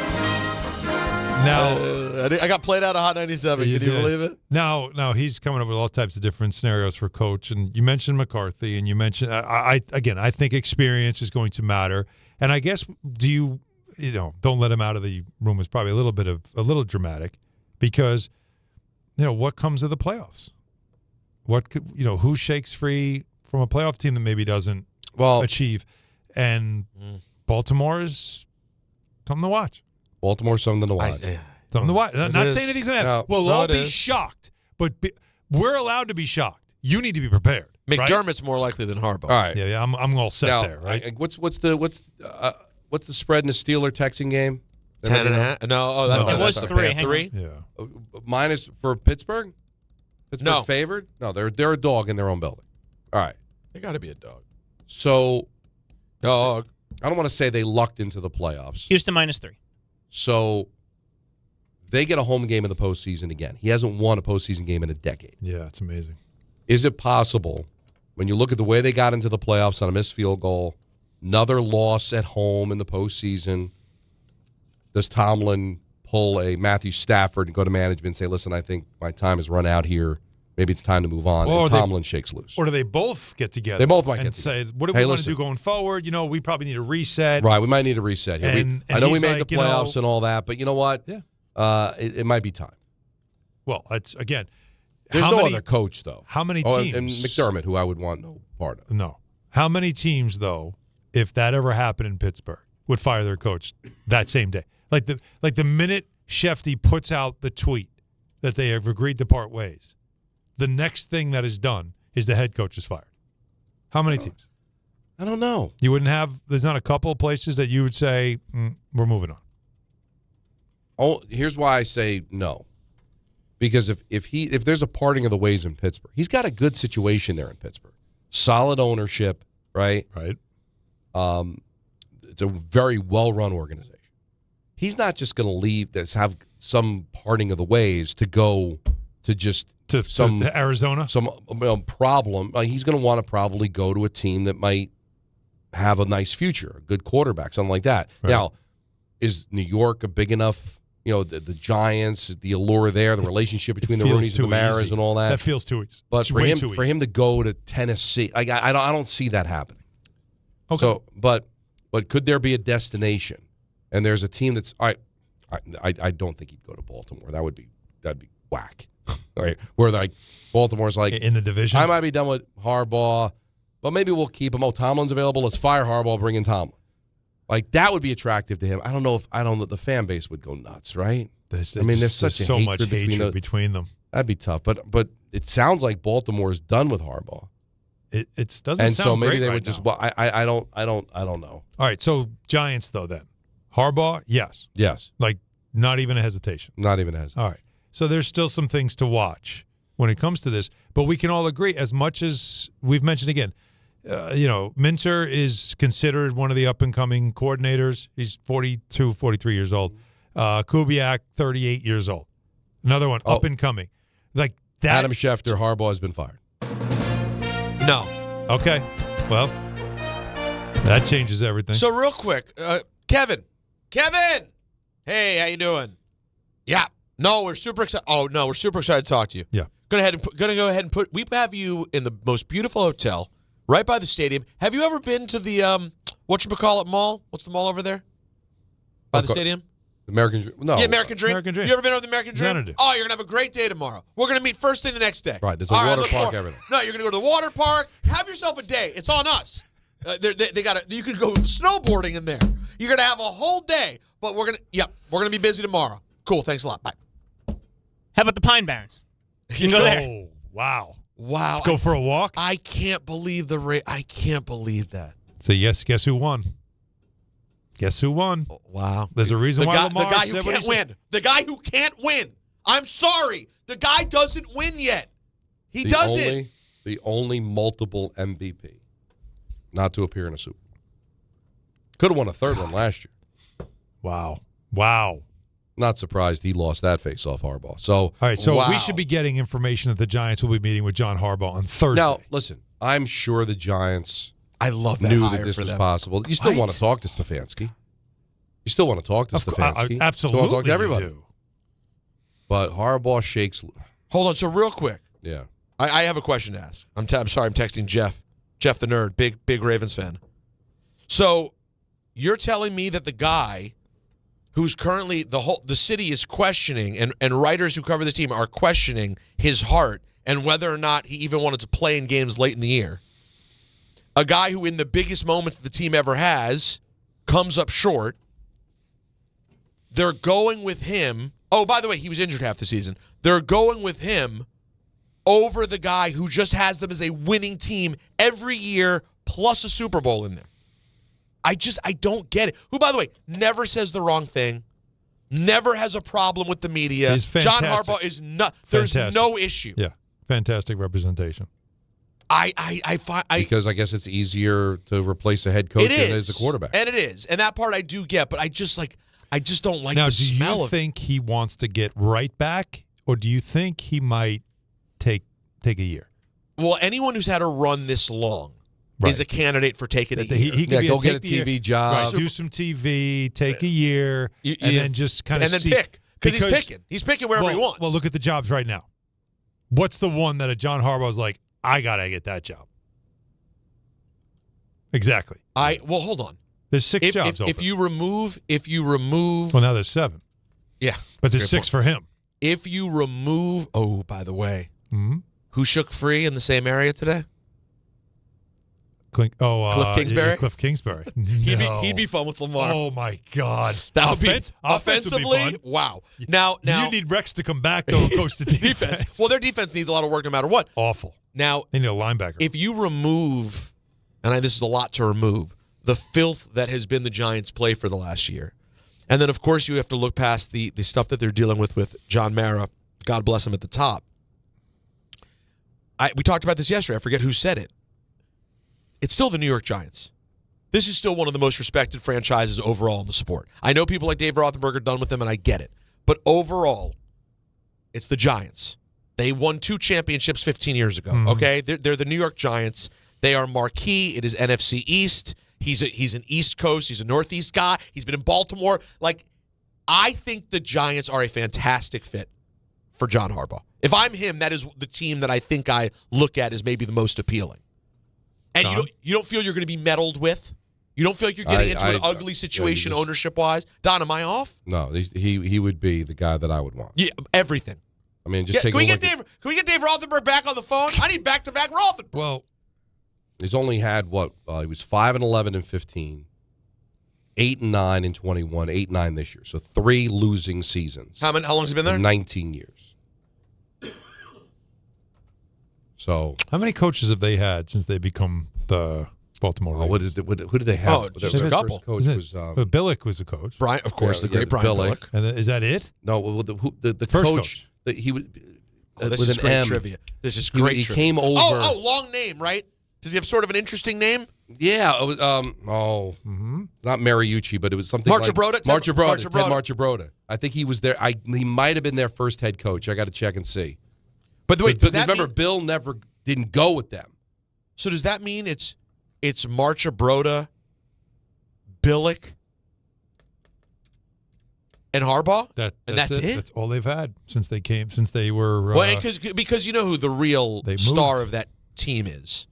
The all-time star of that team is Ozzie Newsome. Of course. So he built that entire thing. And he still has a presence there. So very much so. But that's a solid, stable Ted ownership, Marchibroda, too. yep. That's it, the 3 of them. First 3 years. So how were they the first 3 years? 4-12, 6-9-1, 6-10. Not great. And then they got Ray Lewis. No longer with us. Then they got Ray Lewis. And then everything fell into. But then they got so many things. We lost. Oh no! When did we lose Ted? We lost somebody in 2016. Oh, Marchibroda. Oh, that's okay. Well, it's unfortunate, but it's been 10 years. I'm okay at this point. So Don, John Harbaugh is available. Wow, Don. And they said I was crazy. You're a Giants fan now.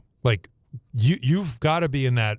Get me this guy now. Are you or are you not? Are you me, for all the reasons that you would want a Tomlin, why wouldn't you want Harbaugh? He's won a Super Bowl. Why did I want McCarthy? Because he's won a Super Bowl. Well, Harbaugh won a Super Bowl.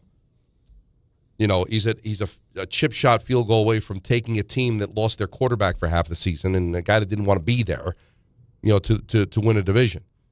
Yeah, I think he has to be number 1. He is definitely a leader type. Remember, this was a special teams coach. This is not a guy that's a defense or offense coach, right? This has never been a specialty. Well, he was a running backs coach, he's a tight end coach in college. What I mean, though. No, but the fact is, he's not he's not this is my specialty. Right. You know what he is? He's the CEO. He's a guy that just knows how to be in charge of an organization, and he also knows how to delegate. Yes. He's had offensive coordinators, defensive coordinators. He had several different offensive coordinators. He's had several different defensive coordinators. In fact, some of his defensive coordinators have been really high-strung, aggressive type coordinators, and he's let them be. Yes. He's you want to you want to get attention. He doesn't care. He understands. That's a guy. We've talked about this with the Giants, how badly they need leadership, right? How badly they need somebody to be a voice and a face and all that stuff. It's kind of what he'd be. He'd be on the level of a Tomlin in that way, that he just knows what to do, and he gets you right. Would he want the job? Does he want the job? Does he want to go and take a year off, go do TV? Because I think he'd be very good on television. Well, what do you think? 1-800-919-3776. ESPN New York Survivor is officially wrapped up with 3,100 entries complete this NFL season for a $5,000 grand prize, and 9 survivors made it to the end with correct picks every week. At ESPN New York, Chris Canty outlasted all 13 other hosts. Really? Finally getting knocked out in week 14. Big thanks to everyone who participated and to splashsports.com for powering the contest all season. Your calls. Do you want Harbaugh or not? Come on, man. As Peter would say. 1-800-919-3776. We'll have Ian coming up at 6. Don on Rosenberg till 6:40. Then it's St. John's basketball on ESPN New York.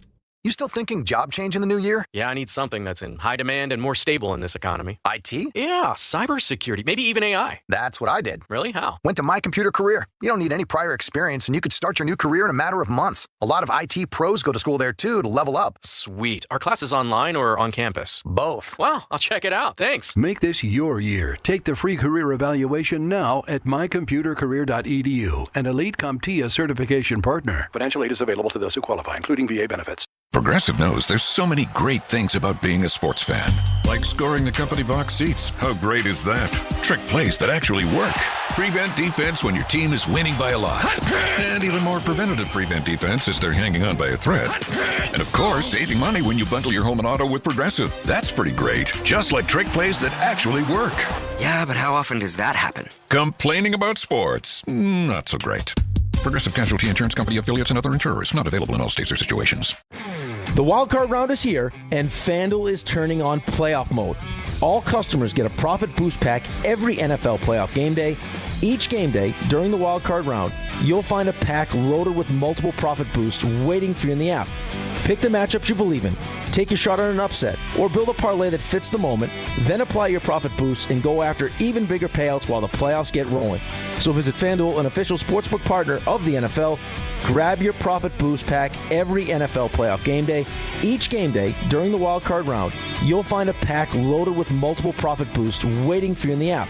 Must be 21 and older and physically present in New York. Often required. Bonus issued as non-withdrawable profit boost tokens. Restrictions do apply, including any token expiration and max wager amount. See terms at sportsbook.fanduel.com.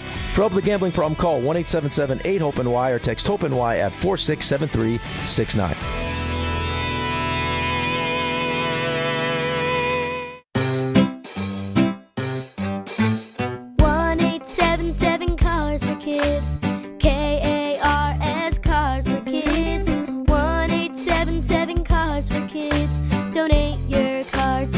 Call 1-877-CARS-FOR-KIDS to reach a friendly live agent. Donation's super easy, and your car can be picked up as soon as tomorrow. Call us now. 1-877-CARS-FOR-KIDS. Donate your car today. Did you know you can donate real estate too? Finding great candidates to hire can be like, well, trying to find a needle in a haystack. Sure, you can post your job to some job board, but then all you can do is hope the right person comes along, which is why you should try ZipRecruiter for free at ZipRecruiter.com/ESPN. ZipRecruiter doesn't depend on candidates finding you. It finds them for you. Its powerful technology identifies people with the right experience and actively invites them to apply to your job. You get qualified candidates fast. So while other companies might deliver a lot of hay, ZipRecruiter finds you what you're looking for. The needle in the haystack. See why 4 out of 5 employers who post a job on ZipRecruiter get a quality candidate within the first day. ZipRecruiter, the smartest way to hire. And right now, you can try ZipRecruiter for free. That's right, free at ZipRecruiter.com/ESPN. That's ZipRecruiter.com/ESPN. ZipRecruiter.com/ESPN. ZipRecruiter. And now let's take a look at the traffic with Brandy Scott. Thanks, guys. We're going to start off in Jersey. Problem spot in Mahwah over by the state line, 287-17 northbound. That combo ramp for the southbound side blocked with an overturned tractor-trailer. Traffic is being detoured around that situation. Inbound George doing better for the upper deck. It was a broken down tractor-trailer, just about a 5 to 10 minute ride. Heading over to the outbound George West Side Highway northbound. They're picking up that late running roadwork on the ramp to the eastbound Cross Bronx. Still jammed there from the 79th Street boat base. Outbound Lincoln Orange about 15 to 20. Outbound Holland 10 to 15. Hutch northbound not moving much in Westchester County. It's a crash over by Mamaroneck Avenue in Scarsdale. This report is sponsored by Mothers Against Drunk Driving. For victims of drunk and drug driving, your grief is unique, but you're not alone. You always have a place at MAD. Visit MAD.org. I'm Brandy Scott on 880 ESPN New York. My name is Whitney Allen. I am a widow. My husband, Ryan, died. We never thought in a million years we'd have to use life insurance. The unexpected happened. With Ethos, it is so fast and easy. It's 100% online. You can get a quote in seconds, apply in minutes, and get same-day coverage. No medical exams, and you can get up to $3 million worth of coverage through Ethos. Get your free quote at ethos.com/game. That's ETHOS.com/game. Time spent on application may vary. Online health questions required. Talk about stepping up. Bang! Bang! It's time to level up your game. Introducing the all-new ESPN app. All of ESPN, all in one place. Your home for the most live sports and the best championship moments. The electricity is palpable. Step up your game with no annual contract required. It's the ultimate fan experience. Level up for more on the ESPN app or at stream.espn.com. Sign up now.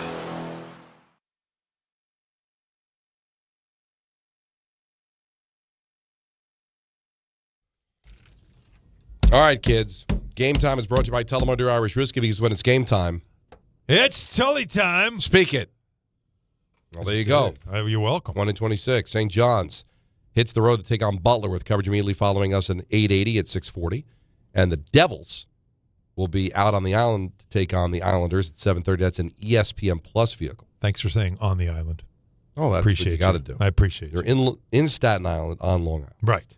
Tullamore Dew, the original triple distilled, triple blended, and triple cast matured Irish whiskey. Be sure to grab a Tullamore Dew or try the new Tullamore Dew Honey during today's action. Glasses up, enjoying Tullamore Dew responsibly. I love Long Island. So do I. I love UBS. I think it's a great arena. Mm-hmm. I left my house at 1:30. Oh, yeah. To go to UBS. Yeah. Because I had a 4 o'clock meeting. Mm-hmm. And actually bought some nice combination platter of sesame chicken, thinking, I'm going to tackle this early. I'm going to get to the truck like a gentleman, eat my Chinese food. Yeah, damn right. I got there at 4:30. I had to do the meeting on Zoom. And the reason I was able to do the meeting on Zoom while driving was because I wasn't moving. Yeah. Oh, yeah. Nice and easy. Mm-hmm. The belt is pure hell. Well, that was your first mistake. Well, it's still the most direct way. Where else am I going to go? It is, but it isn't. No, it's not. Yeah. Well, It's never the most direct way. Pogo stick. Yeah. Anything else. Probably. Helicopter. Pogo stick. Yeah. Pogo stick. I don't know how else to go. Rollerblades. Because I live in Central Jersey, which it should be a direct shot, right? Should be, but it's never. Take the Verrazano bang. So we have. Where'd you get stopped, by the way? Oh, where did he not? Where did he not get? I know the whole thing. The length of the belt was all red. The minute you got to Staten Island, you probably were in red the whole rest of the way, right? What'd you do? What'd you do? Outer Bridge? Yeah. Right. Outer Bridge. The minute you get to the Staten Island Expressway, just stupid. Mm-hmm. HOV lane. Oh, yeah. The Staten Island. Oh, I know. It's big, juicy, wide open, massive. Nobody's on it ever. I'm stuck in traffic. Just to my left, there's this beautiful lane. Oh, look at the lane. Now I know why Larry David picked up the prostitute to go to the Dodger game. He had to. Because if I could pick up 2 other people, 2 strays, I'm through. Right. Who voted for that? I don't know, because no one uses it. Nobody uses it. See, on Long Island, the HOV lane is certain hours, and then otherwise it's free exactly. flow. It's whenever you want. That's how it should be. And I swear the few people that are in it, they don't have 3 people. No, they got a bag propped up with a hat on. No, I don't even think they try. But really? I don't feel like I'm going to be that guy. Tell you what, if you ever get pulled over in the HOV lane because you're one person, like that's got to be. You know what? I've never actually heard that happen. It's a good point. Like even the cops, I'm not doing that. But what if I pulled a Wayne from Wayne's World, and I get pulled over in the HOV lane, Peter? Yeah. And I just I'm sorry, I never learned to read. Would they let you off, or they just you got to try? No. So it's funny. I had never. Well, if you didn't learn to read, how'd you get your driver's license? The other night, I'm going Captain on Christmas all day. On Christmas, you're leaning in. No, he's going all the way. Was it Christmas Eve or Christmas night? Oh no, New Year's Eve. Okay. On New Year's Eve, I went and had a delicious. Me, Natalie, and my dear friend Chauncey went and had a delicious dinner at Strip House in Midtown. And we're driving down 5th Avenue. It's on 44th. I get to 42nd Street, and it says no turns, and there's cops everywhere. Painful. And I go, well, I got to do it. I got to wrap back around. I'm going to do it. I make the illegal left turn. Yeah. The second I make the illegal left turn, I look in front of me and I see the next avenue is all blocked off by police. So I can't. I made the illegal left turn to drive right into more police. So I naturally make another illegal U-turn now. Sure.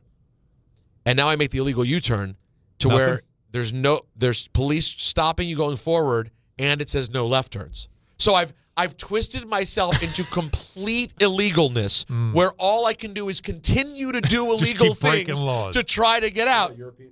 The European vacation when there's Look, Big Ben, kids, but they just Big Ben Parliament. They can't get off the circle. And you know what happened? Absolutely nothing. Because it's New Year's Eve and there are cops everywhere and they're not worried about me. Like, just they get don't out even of care. Just get out of here. Right. Just drive. So But I had John a great Harbaugh. steak though. Funny, I've been to Strip House, but it was in Babylon, and it was not for food. Uh-huh. You know what? It sounds like a different. They might have had a buffet. Well, they did have a There may have buffet. been meat. No, there was not. Well, I don't know. Tacos? 1-800-919-3776. Andrew in East Brunswick. You're on ESPN New York. Hey, guys. Thanks for taking my call. No problem, Andrew. It was Go ahead. Taco Tuesday for sure. Taco Tuesday. It was, now that I remember. Good Oh, Lord. save me, Andrew, please. Go ahead. It was you who did it. That's why I said know, save me. Save you.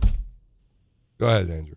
All good, all good. Always love a good Taco Tuesday. But, we all do. Listen, I'm a big Giants fan. I'm not going to lie. I've been waiting the last few days to see when the John Harbaugh news was going to be broken that he'd be fired. Because honestly, I think it would just be a great pickup for the Giants. I think he would really help with the growth and development of Jackson Dart, and we got a good squad. I think that we could build off some of these key players we have.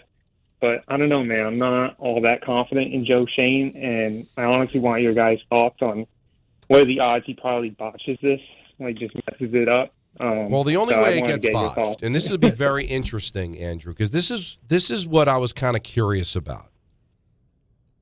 To the best of my knowledge, no contract extension has been given to Shane. And I always wondered, is this because they want to at least give themselves some wiggle room in case there's a coach that comes free who says, I'd love to coach you, but I don't think Joe Shane's your GM. Like, could that be what John Harbaugh is like? I'd love to be your coach, John, but I don't have a lot of confidence in Joe Shane. You didn't give him a contract. Maybe I want to go someplace where I can have a little bit more say. Like, well, then you're firing people. But if he says to you, I want my own people. I agree, but I don't know if John Mara is going to feel that way. But I'm wondering, they never gave Shane an extension. And that's probably why. And that's what I'm hoping for from a just John in case. Harbaugh standpoint, just in case. I don't want to be landlocked because I've got Joe under contract. Which is why, if you're Joe Shane, what you're doing is, when you're meeting with Stefanski tomorrow, when you're meeting with John Harbaugh eventually at some point, because you know they've already talked about this. Like, this is already, like, come on. They had to have known. Everybody kind of has a feeling this could happen. What if he becomes available? Let's talk about it, right? So they already have a plan. So if you're Joe Shane, that's what you're doing when you meet Harbaugh. You spend time with him, right? And you just see, this John Harbaugh like me. Like I said, I think Joe Shane is trying to sell the organization to people. I don't think he's seeing, are you good enough for us? There's a very good case that when John Harbaugh, if he does, hopefully, fingers crossed, goes to East Rutherford, he's interviewing Joe Shane more than Joe Shane's interviewing him. I completely agree. Now, Bart Scott texted me. Okay. Here we go. And he said something. Can you say it on the air? I can, because actually, this is, when you think about it, is also true. If Harbaugh says, like, I just want to take a year off, go for TV, the Giants should be concerned. Why? The Ravens' job is now the best job available. Mm-hmm. So now, like, even Stefanski's probably like, on that plane you were talking about, Peter. Yeah. Right? Is he not calling the Giants? He might be like, wait a minute. Yeah, he's talking to the pilot. Can we land this in Baltimore? Hang on a second. We're not that far. How much fuel we got? Seriously, right? The Ravens' job becomes the better job for Mike McCarthy. It becomes the better job for Kevin Stefanski. Anybody with experience, it's a better job. Unless that coach feels like Lamar's a handful. And now it almost becomes like Lamar's interviewing the next head coach, right? And maybe they're like, I don't know if I can get along with him. I don't know. I would think after being in Cleveland, Lamar Jackson is going to look like prime rib, right? Like, oh my God. Kidding me? Salivated at actually having a quarterback. Yeah. Now, Chris and Beth Page says, let Stefanski leave the building. I think you were on hold before the news about Harbaugh. We hope so. Yeah, no, exactly. You know what I'm going to tell you? If I stay on hold a little bit longer, Andy Reid's going to become available. That's a good line. I like it. It's so funny because, I swear, I'm like, this is great, Stefanski. Then all of a sudden, I'm on hold, and my buddies are all texting me. My phone's blowing up. All my Giant fans like, Harbaugh's available. So, yeah, obviously, I have to change my opinion. This isn't what... Let Stefanski leave the building. You got to hire Harbaugh. And I disagree. I got to push back a little bit with Bart. Stop it with that suddenly the greatest job. They won 8 games this year, all right, the Ravens. By the way, Giants have a very good, young, up-and-coming quarterback. We're going to have a lot of cap space coming up, by the way. That's what you get when you have a young quarterback. You get cap space. I think, no doubt, down the line, 2 or 3 years from now, the Giants job will be the better job than the Ravens job, for sure. I just think a lot of these coaches, especially if you've just been let go, and that you want a job where you think you can make the playoffs right away, and I think Baltimore probably has more of an inside track than the Giants, but I can understand him saying that. If you believe Jackson Dart's got a great upside, it's New York. I mean, I'm giving Lamar a hard time, but Lamar is still in Baltimore. Yeah, he's not. Yeah, Jackson Dart. We don't even know yet. We don't even know yet. You're going to a place where Eric DeCosta is one of the best general managers in the game. Yes. Right? The ownership, one of the most stable, best ownerships in the game, right? So it seems. And then you have a 2-time MVP quarterback. I'm sorry. Is that not the Triple Crown? Yeah, I think it's a pretty appealing spot. That's not bad. But like I said, it wasn't a great year for Jackson. He seems like he's a bit much, so the only way that would be a problem is if, I don't think I can get along with him, because that's ultimately what happened with Harbaugh. I don't want the same thing to happen to me. He just came off an injury-plagued season. He's not getting any younger. But still, I love Jackson Dart as much as any other Giant fan. We pray that he can be anywhere in the stratosphere of what Lamar Jackson has been in the regular season for the Baltimore Ravens. Like, if you're Miami, do you now think about firing your coach? Yes. If you are Tampa? Yes. And if I'm the Jets, I call Todd Bowles and say, you want to be my defensive coordinator? Right? Well, I mean, if Todd Bowles shakes free and wants to be... Feels like he's wants going to keep coaching, like he might. But they haven't made decisions yet. But, think about it. That's what... When somebody like Harbaugh becomes available, I do think you start seeing teams... again, Tomlin will be the same kind of reaction. If Tomlin becomes available, there'll be franchises that feel like, we got to get that guy that's going to do what he did in Baltimore. Although you could argue that what Harbaugh did in Baltimore was kind of already in place, right? Billick did such a great job there. And then so Harbaugh took it from there. Now, it didn't collapse under him, so you give him credit. And they got a quarterback. But the standard was already there. It's same as Tomlin, right? When he gets it from Cowher. Mm-hmm. Isn't it the same thing? Yeah. It's like the standard was already there, and it didn't crumble when you took over. Like when Tom Coughlin left, the standard was there. The problem is, everybody they hired after that, it just crumbled. It was messed it up. Right. But, very interesting stuff. More of your calls coming up at 1-800-919-3776. ENN at 6. St. John's basketball at 6:40 on ESPN New York. St. John's looks to get back on track in Big East play on the road against Butler. Coverage begins today at 6:40 on 880 ESPN and the ESPN New York app.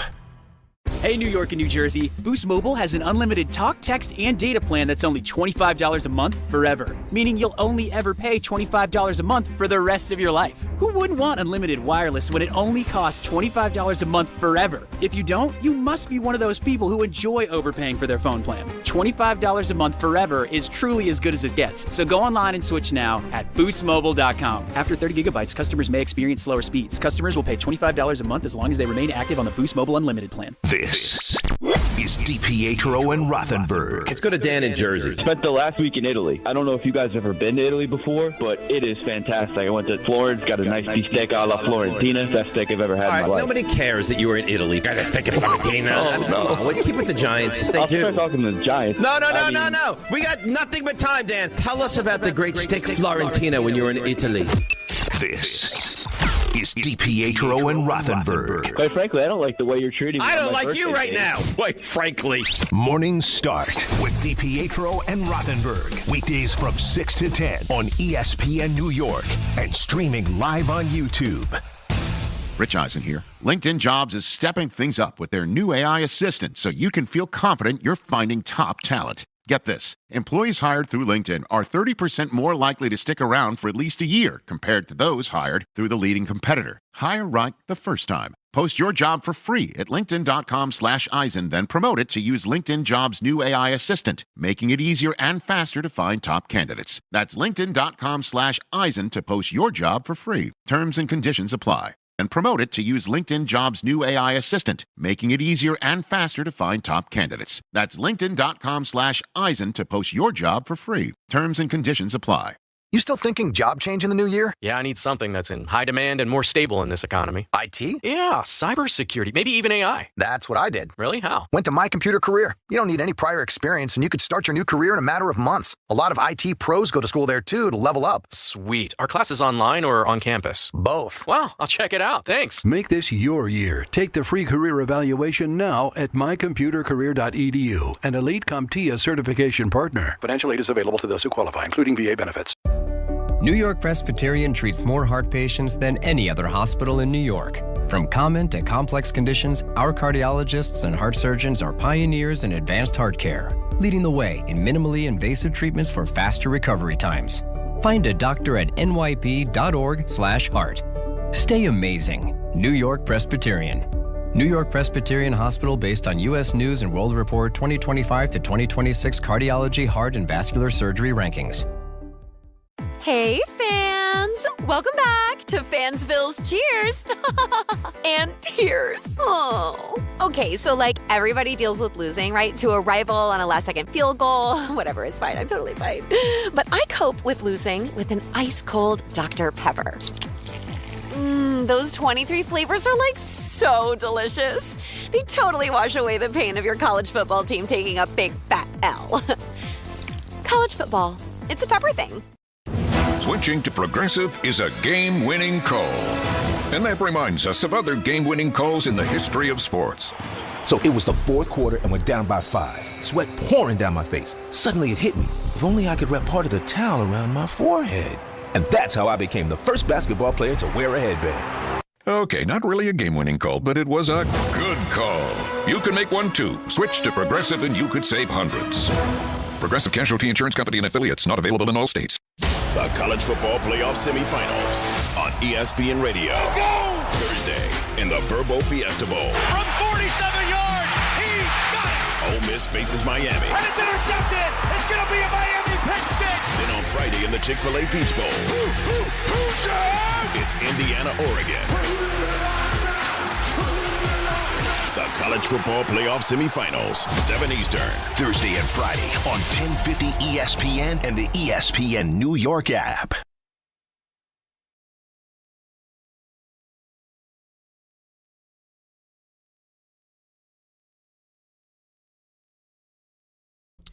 All right, let's squeeze in the calls that we can before we go to ENN at 6.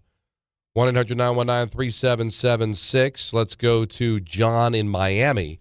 You're on ESPN New York. John. Gentlemen, good afternoon. So I think you guys kind of stole my thunder a little bit, but I think that this Harbaugh hire, if we can make it, is an absolute grand slam home run. I think the number one quality that he brings is he's a leader of men. And I think when you look at the unfortunate lack of discipline that we have on all three phases, right, offense, defense, and special teams, I think that's the number one quality that Harbaugh could bring. I think the other thing is if he comes into the building, you can't let him leave the building. You've got to sign him when he comes in. The only concern that I have, and I don't know how this is going to work, looking at this going forward, is that I think Harbaugh is going to want more personnel say. Granted, Shane only has 1 year left on the contract, so obviously he's in a lame duck, for lack of a better phrase. But I think if he wants more personnel say, I think you do what you got to do to get him signed. But I think that's a grand slam home run. The consolation prize, obviously, Kevin Stefanski, will go there if we have to. But I think Harbaugh's the guy, and we got to make it happen sooner rather than later. John, I think it's very well said. It seems to be a no-brainer. You have a lame duck general manager that was not given a contract extension, we assume, for this particular scenario. And Joe Shane's an analytic guy, scouting guy, who, John Harbaugh might be like, listen, I want to buy the groceries, but I like the cut of your jib. I like the way you do things. You can stick around and you'll be the general manager, but I'm going to have a major say. All that's got to get worked out. Now, the question becomes, guys, is there a more attractive job for John Harbaugh? We'll go through them. Arizona. No.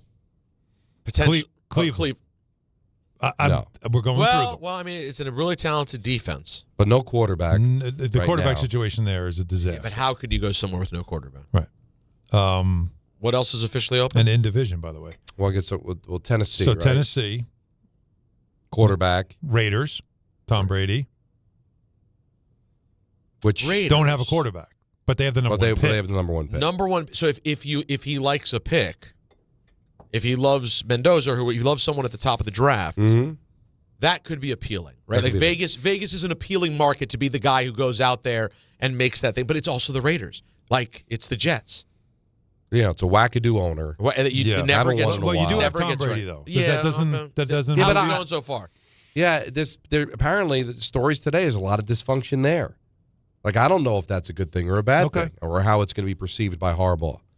All right, who else are we forgetting? Obviously, Baltimore, no, because he was there. Right. I had it written down yesterday.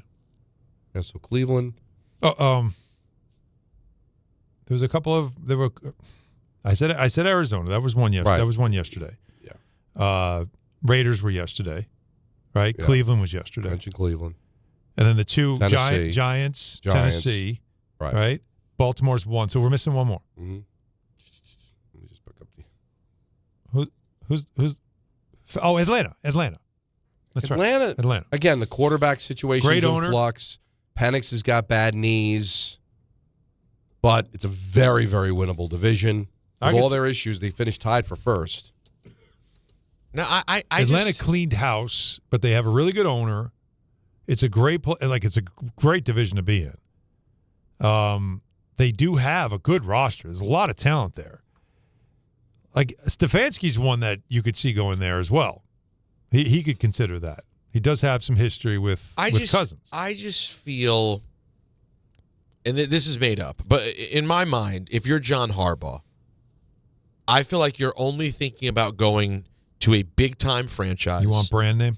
Brand name. I can bring them a championship. I can cement my legacy. Go to the NFC? I know we're biased, but I think it's the best fit for him. It's just, I can picture it. Now, I'll say this on the flip side. I wrote my friend Jeff, as I mentioned earlier. Geoff, as you will. Uh-huh. I know G, right? It's a G. Is he Canadian? No. That makes it weird. Doesn't but he see is many of those. But he is from Baltimore, so you never know. Right. You know? And I said I'm surprised by Harbaugh, and he said he's not surprised. And he said we've regressed the last 3 years. We missed the playoffs. Lamar's not playing well. Blew a lot of leads. It sounds like Ravens fans maybe a little closer to ready than we might imagine. Oh, it's true. I'm just saying, hey, listen, good luck finding the next one. And this is one of those situations where, you see a football coach that's not able to get it done in one place after a long time, and just new scenery can be everything. He is the perfect fit here. He's exactly what they need because they lack that face standard, like everything that they need. No clown show press conference. Right. Everything will be business. He's the giant way that we say they've completely lost sight of. John Harbaugh is the giant way. He can be that, the buttoned up leader of this organization. You know what you're getting. There may be flaws. There may be things you worry about a little bit. But you look at the last few hires, McAdoo, Shermer, Judge, Dable. There was so much unknown. Now you know. Let's go to Ron Edgewater. You're on ESPN New York. Hey, what's going on, guys? Happy 1 year anniversary. Oh, thank you. J6, best holiday ever. Oh, special. I feel like everyone gets on, and, rightfully so. Sometimes glazes Peter and Don, but Alan, I want to glaze you, man. You're the best. Okay. Oh. Thank you. I need that today because today is a milestone that I wasn't sure I was going to reach. So thank you so sound much. a little low on confidence today. So what? I'm here for you. Thank you. We're glazing Allen all 2026. Well, today's good. So today's good, not all 26. Today's good. All right, so for the Giants, what I was going to say, too, it kind of got stolen by other callers, too, but, what if John Harbaugh just hates Joe Shane's face? Like, he's like, no, I'm not coming and working under you, but I guess with 1 year left, that's not too bad. But what I was going to say, so I kind of pivoted here, what if, say, the Bills have a disappointing weekend, lose to Jacksonville, and they fire McDermott? That can definitely happen. Or Eagles lay an egg against San Francisco. No. And they're like, not happening. No, don't see it. Definitely don't see that. They're not letting him out. No. I mean, I find that latter hard to believe, although I wouldn't completely rule it out. But you're saying that all of a sudden the Buffalo job opens up and Harbaugh's like, I'm going to go to Buffalo. Come on, that's a new stadium, the whole vibe there. No. That's why you wait this out if you're Harbaugh, just to see, because that would be a more attractive job. Now, Ian O'Connor tweeted out, John Harbaugh has a high regard for the Giants' job and for Jackson Dart. Of the 6 head coaching openings, I believe he might have the Giants at number 1 or damn close to it. As I wrote yesterday, I believe he hurdles Kevin Stefanski as leader in the clubhouse. I would trust Ian. Yeah. Very, very well connected with that organization. Yeah. So this seems like a no-brainer. I think the only thing that could hold it up, 2 things. 1, Harbaugh doesn't want to coach 19 straight years. Hey, I just want to take a year. Right. See what the landscape is next season. Or if the Buffalo job were to open up or the Eagles job open up and he's like, yeah, you know what? I'd rather go someplace where I got a chance to win right away. If you're representing him, all right, take yourself now, but be an agent. Aren't you kind of like, you're not rushing this process? Let's let the playoffs play out. Like, you want to see how the playoffs play out, what options become available, and the teams that really want you will wait. Well, the agent is going to lean towards what's the more fiscal responsibility. The biggest contract. Right. So like if the Giants offer him a ton of money, that his agent's going to like, no, go to the Giants. But Harbaugh might be like, I want to wait and see what happens in the playoffs. The smart thing to do is take the best, because first of all, you were there for 19 years, and then they fired you as if it's your fault. You're taking the best job. Right. Right? Because wherever he goes, he's going to get paid. He's going to get a lot of money. He's going to get paid. So you're going for the best job for you. So that you realize, so the most important thing is you come out of this winning, so that it's like Baltimore. Yeah, he left. That's not on him. And Pagula makes a lot of money, so it's not. I know it's a small market in Buffalo compared to New York, but you have Josh Allen. Like again, like you have to understand that stuff's important. So I like that Ian O'Connor said what he said, which it does make sense. Holds the Giant job in high regard. Of course he does. Jackson Dart, though, he's a fan of his. That's a good sign, too. Well, it is, but he's not going to be more of a fan of Jackson Dart than Josh Allen. Wouldn't it be something if he brought Wink back? Why not? To run the defense. Wink only had a problem with Dable. Wink loved Jersey. But can you imagine, though, if they just like, let's fix the problem? Well, hey, listen, he'll be available, I would think. All right. You ready, Peter? It's time. It's time for ENN. It's coming up next. Special, extended. On Don, Hahn, and Rosenberg, ESPN New York. Now, before ENN, though, here's the thing. I'm ready. I'm excited. I'm waiting. But also, the wild card round is here, folks. And FanDuel is turning on playoff mode, right?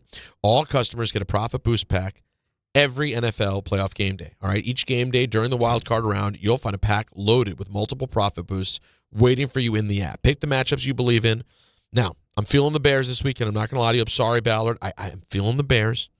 All right, but you could take your shot on an upset, all right, or build a parlay that fits the moment. Then apply your profit boost and go after even bigger payouts while the playoffs get rolling. So visit FanDuel, an official sports betting partner of the NFL, and grab your profit boost pack every NFL game day. 21 and over, physically present in New York, opt-in required. Bonus issued is non-withdrawable profit boost tokens. Restrictions apply, including any token expiration and max wager amount. See terms at sportsbook.fanduel.com for help with a gambling problem. Call 877-8-HOPE-NY or text HOPE-NY at 467-369. The PGA Tour's best players, but in the arena, they're prime time. And Season 2 of TGL presented by SoFi is back with lights, cameras, action. We're talking big moments, big personalities, big names in the stands, all on the big screen. Big-time matchups with shot clocks, hammer drops, timeouts, overtime, and playoffs. It's city versus city, squad versus squad. The sport just hits different under the lights. It's TGL presented by SoFi. Keep up. It's golf. Tune into every match. Only on ESPN. A SoFi personal loan is here to help you achieve something once thought impossible: overcoming high-interest credit card debt. Walk the tightrope of your finances with one low, fixed-rate monthly payment, no fees required, and as soon as the same-day funding. That's right. Pull off your own debt-defying stunt with a SoFi personal loan. Visit SoFi.com/trick to learn more. Loans originated by SoFi Bank, N.A., member FDIC. Terms and conditions apply. NMLS 696891. 1-877 Cars for Kids. KARS Cars for Kids. 1-877 Cars for Kids. Donate your car today. Call 1-877-CARS-FOR-KIDS to reach a friendly live agent. Donation's super easy, and your car can be picked up as soon as tomorrow. Call us now, 1-877-CARS-FOR-KIDS. Donate your car today. Did you know you can donate real estate too? Now let's take a look at the traffic with Brandy Scott. Thanks a million, guys. I hope you have a fantastic rest of the night. We've got the Islanders hosting the Devils over at the UBS Arena. Some solid pockets of slowdowns on the Cross Island southbound, heading over to Hempstead Turnpike from the Bayside Marina in Queens. Bumper to bumper at the Whitestone Bridge getting into the Bronx. It's a crash right after the span. Solid slowdowns go back onto the Whitestone Expressway from City Field. Heavy ride on the Deegan northbound, heading over to the outbound George. Broken down SUV in the left lane by Fordham Road. Add that to the volume. You're packed there from the Triborough and the Bruckner. Inbound George, just about 5 to 10 for the upper deck. Outbound Lincoln Arena, 15 to 20. Outbound Helena, about a 5 to 10 minute ride. Still have this crash on the Hutch northbound in Westchester County. Jammed heading over to Mamaroneck Avenue in Scarsdale. I'm Brandy Scott on 880 ESPN New York. All the way over Barzell, score! New York Islanders hockey is back at UBS Arena, and it's time to bring the family and make some noise. With more afternoon games this season, the Islanders have special kids-themed games and activities for young fans. Play games pregame at the park and head inside for fun on the concourse and on the ice. Tickets for the 2025-26 season are on sale now. Get your tickets at NewYorkIslanders.com. This is the story of the one. As an HVAC technician, he and his digital multimeter are in high demand. So when a noisy office HVAC turns out to be a failing blower motor, he doesn't break a sweat. With Grainger's easy-to-use website and product information, he selects the product he needs to keep everything humming right along. Call 1-800-GRAINGER, click Grainger.com, or just stop by. Grainger, for the ones who get it done. Empower. Pete's back on the links with all new golf clubs and hopefully less swearing. Dang, sliced it. He worked with Empower to help him get good at money so he can be a little bad. Heads up! Oof. Talent sold separately. Guy said these were slice proof. At least he has money for lessons. Invest well, live a little. Start today at Empower.com. Hey, this is Mika Zibanejad. Hey, this is Adam Fox. Catch every Rangers game right here on 880 ESPN. WHSQ and WCBS-FM HD2, New York. This is an ENN Special Report. Now reporting... The very handsome Jewish man, Peter Rosenberg. We should talk some sports. Do what you want. It's ENN.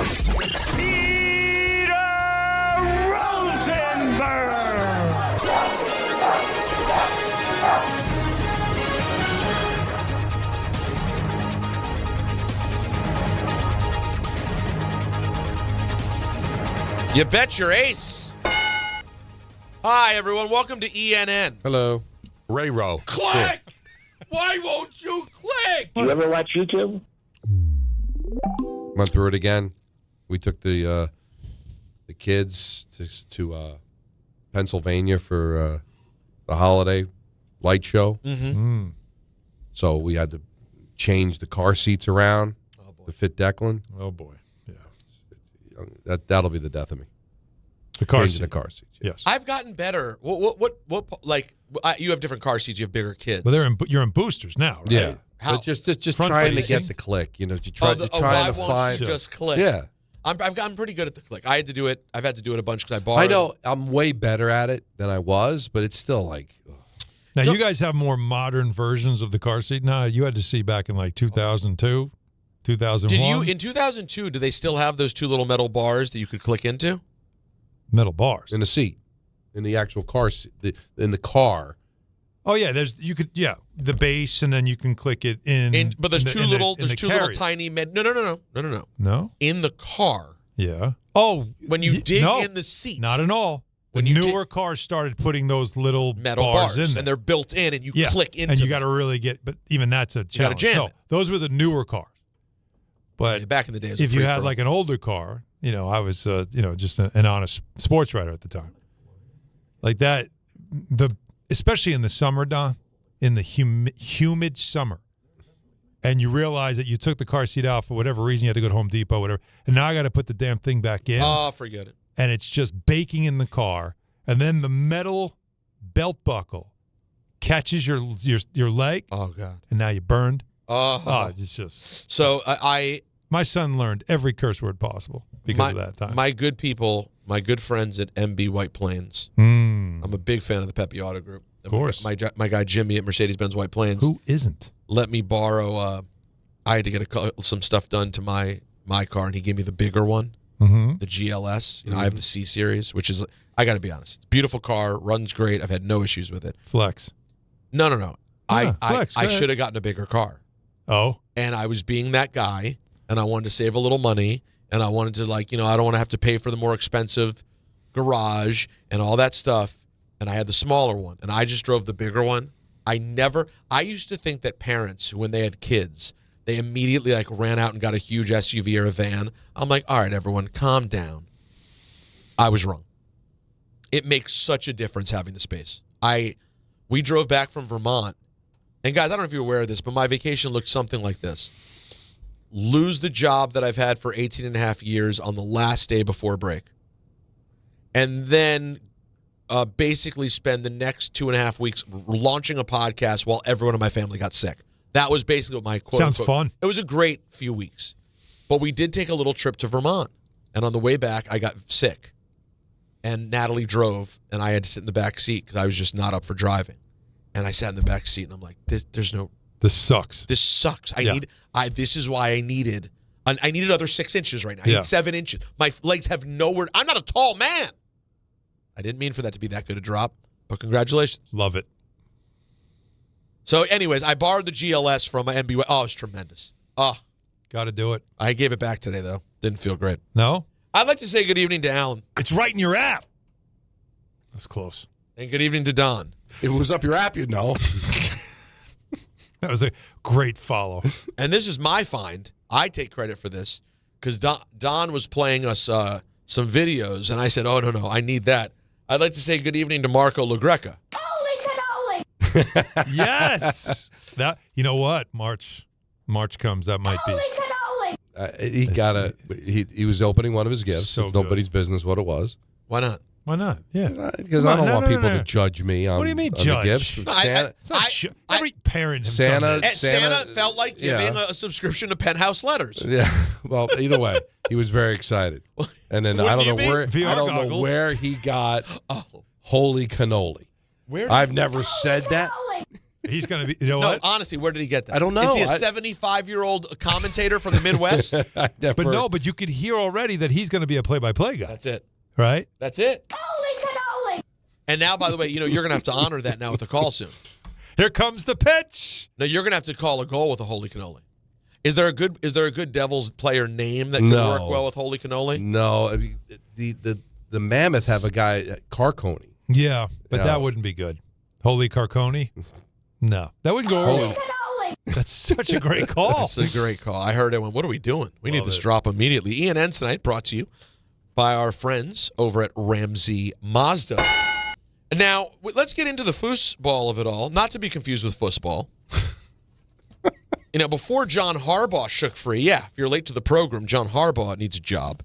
I happen to know a couple of teams that could use a head coach, at least one. One nearby. Some would think both nearby, but I'll say just one. I thought the big news today would be down in Washington, where the Commanders and offensive coordinator Cliff Kingsbury, and this is the part that I found a little weird, Don, mutually agreed to part ways after he met with Dan Quinn. Now, meanwhile, the team fired defensive coordinator Joe Witt Jr. However, that was nothing because Dan Quinn took over play calling week 10.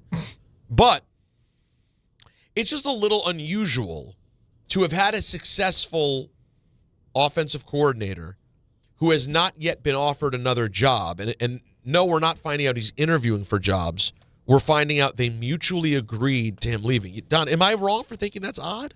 Well, I'm just wondering, is there some semantics with the contract that if we mutually agree, the contract can be voided, so you're free to go where you go. You're not and fired. We don't have to be compensated. Exactly. Because we don't want you to lose out on a job because they don't want to give us a draft. I don't know. I'm just wondering if there's certain language that's put in there because of the contract. Fired a guy. I'm sure it is. But I think he might have opportunities to be a head coach. His agent probably has already gotten some inquiries, and he figured, let me go chase it. I would tell you guys, nobody asked. I've thought that Cliff Kingsbury is probably going to be quick here, right? Like he had a huge impact last year. Yeah. I thought he could have gotten a job last year. He didn't. This year obviously didn't go well. I really enjoyed his play calling at times. He could be very innovative. I truthfully do not believe he called, and the proof is obviously in the pudding, a very safe game for a quarterback you have to protect. And I know that's a blurry line, right? Where is that spot? But I just thought a lot of the things that he did ended up putting his quarterbacks in precarious situations. The fact of the matter is, as good a runner as Jaden Daniels is, guys, don't you think they have to find someone who knows how to really work well with him as a mostly pocket quarterback? For sure, yeah. Like he's a kid who can throw from the pocket. So like I think the run when they would the temptation though is there because the designed runs are so dumb. Like why are you designing runs for him? But isn't that also the argument in Baltimore with Lamar? Yeah, Lamar can throw. Like he can throw, but not as well as Jaden. Not as good, but he's still very good and very dangerous. He's gotten better for sure. But they also know that his true skill set is ability to just you can't catch him, you can't tackle him. I just love when and yet it gets him hurt a lot. But can't you I always just feel like when you have a Lamar Jackson or a Jaden Daniels or one of these guys who can take off. By the way, to some extent, Jackson Dart. That the off-time stuff is when you want to see them run. Their ability to escape a dangerous play and turn it into plus yardage. Right. I love that. Yeah. I don't understand calling a play that asks for that. And we're going to run them directly forward where they're going to smash into people. It's very Mahomes-like, where it's when he decides this ain't working, so now I got to scoot. Do they ever design a run for him, though? No. Almost never, right? But again, he's not fast either. But I can tell you that Brian Dable was trying to convince people that we weren't calling runs for Dart. He just, if the play didn't work, he gone. Now listen. And what were they going to tell him? Don't run? Well, and even if they did tell him. He was going to do it anyway. And not even to be that guy. But if you're scared, that's the thing about being a kid. You're scared. Right. They're coming at you. Know how fast? There is no way to describe how fast this league goes. Everyone who's talked to us, I mean, with very few exceptions, will tell you, D1 college football is very intense. However, when you get to the pros, the speed is absolutely insane. If you get overwhelmed, you run. Yeah. It's hard to go through who was the analyst in the Giant game on Sunday? It's escaping me. But he described when's a good time to dive head first and when's a good time to slide and when's a good time to kind of give up on the play. And there was a play near the goal line where he got tackled like at the 5. Oh, it was Moose Johnston. Yeah. And he kind of went head first and took a big hit. And Moose is like, yeah, that's probably not the time. Because you're at the 5, you're not scoring. And I thought you're not getting a lot of extra yardage. And I thought, all right, so if it's at the 1, it's okay. If it's at the 5, it's not okay. If it's for a first down, it's okay. If it's 4 yards from the first down, it's not okay. It's hard. Like, I don't want him to get hurt no matter what. Like, you know what I'm saying? So, like, it's still in the eye of the beholder. For him, he's at the 5-yard line. He's thinking, I can get those 5 yards, I can score. So it's easy up top. I'm not getting on Johnston. He's a good analyst. I'm saying in that moment, it's hard. It's easy to say, just go down. But that's where the intangible of experience at the position is everything. Because as it goes from you've played 8 games, what did Jackson finish with? 8, 9 games, 10 games, whatever it was. Right. as you go from 10 games to 20 games to 30 games to 40 games, I think being able to read those things becomes a second nature. And you go, oh, I'm at the 7, Don. I'm not going to make it to the pylon. I'm not taking the hit here. It's not worth it. Oh, I think I can actually extend and score. That might be worth taking some risk. It's the same thing with the play that Daniels blew his elbow out of. Right. It just wasn't necessary. But some of these plays that you see, like Patrick Mahomes keep alive, and you wonder if he played it safe 10 yards earlier, would they have won that game? Would they have won that Super? You know what I'm saying? Because how many times you see, like, how did he do that? Mm-hmm. And I'm sure every quarterback thinks, I can get there. And speaking of which, the Lamar Jackson, we didn't even spend time on that Lamar Jackson play when he avoided the sack and then threw the touchdown. Oh, my God. Dude, that was sick. Speaking of which, this is kind of I'm going to play this clip anyway, but it seems like a void point. Adam Schefter on Sportsmanlike. Do you expect Lamar Jackson back in Baltimore? Lamar Jackson's a top quarterback. I expect him back. I don't think he's moving on, but there's too much we don't know right now in Baltimore to answer. That part, though. That part. Well, we know things now. Shefty was hinting. Yes. There's things we don't know. There's other things. That means he knew. Now we know. Someone's going to be gone, it looks like. Yeah. And now we know. John Harbaugh. And everybody's 18 seasons, 12 playoff appearances, 1 Super Bowl win. Pretty good. Very good. And there is this indication that he's going to want to coach. Yeah. That he's not the type. What do you mean? What do you mean? That he's not the type that just like people are saying that? Let me take a year off. Yeah. Is that who's saying that? Some of our ESPN, our esteemed ESPN people. Got it.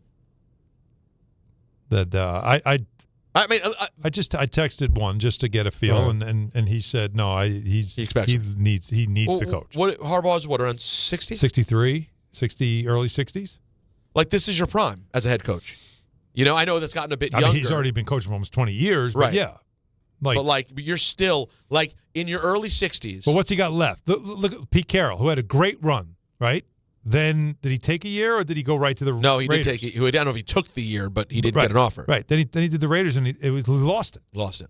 And they were and went to the Raiders. Well, okay. That's the hard part, right? So that's the risk, right? You don't get an offer the first year. Sometimes when you go out, it's harder to get back in. Yep. Look at Rex. Yeah, you got to be careful. Everybody thought, Cowher, I'll do a year on TV, and he'll be back. He liked it too much. 20 years later. Yeah. Can I tell you the truth? Billick too, right? Billick just he faded. Did TV and then was like, I'm good. We speak honestly amongst friends. I hope so. I would hope so. I'm not saying this disrespectfully. I'm just being honest. Okay.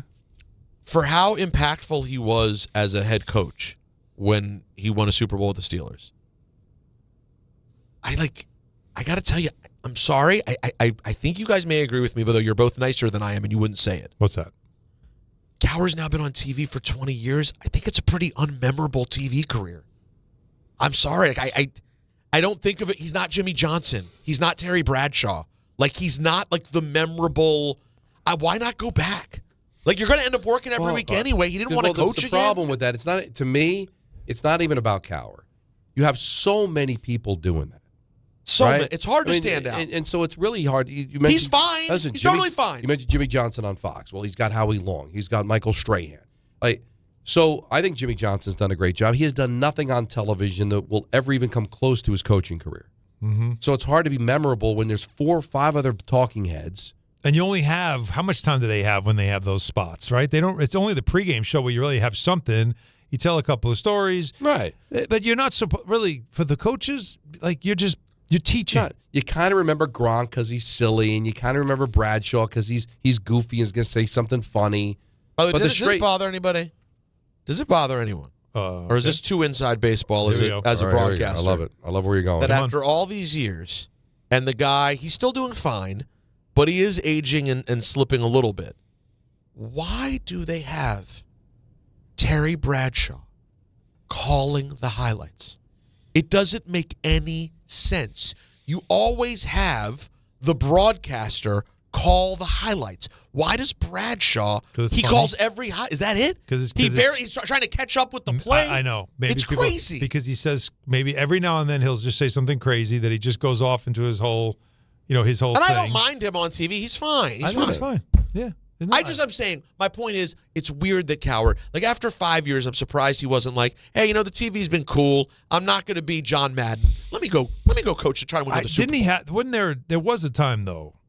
It was flirted with at some point where his name kept coming up. But was he ever in serious conversation? I thought he always shut it down. It was all speculation. There was whenever the Carolina job was open years ago, and was it after Coughlin was fired, where it was like, oh well, Cowher's daughter's going to Princeton, maybe he'll come to the Giants. Yeah. No, but I don't think it was ever any serious talk of doing it. Now the thing with Cowher's career, it was a lot like Tomlin. A lot of bad losses in championship games at home, upset losses and stuff. Mike McCarthy. Yeah. McCarthy, he does have the ring, but there were also from McCarthy a lot of those losses where you're like, hey, listen, unless you're Andy Reid and Bill Belichick, it's usually a lot of one-and-dones, right? So the Ravens put out a statement. Okay. Yeah, this is a very lengthy one. Yeah, from owner Steve Biscotti. Following a comprehensive evaluation of the season, the overall direction of our team, blah, blah, blah, we decided to make a change at head coach.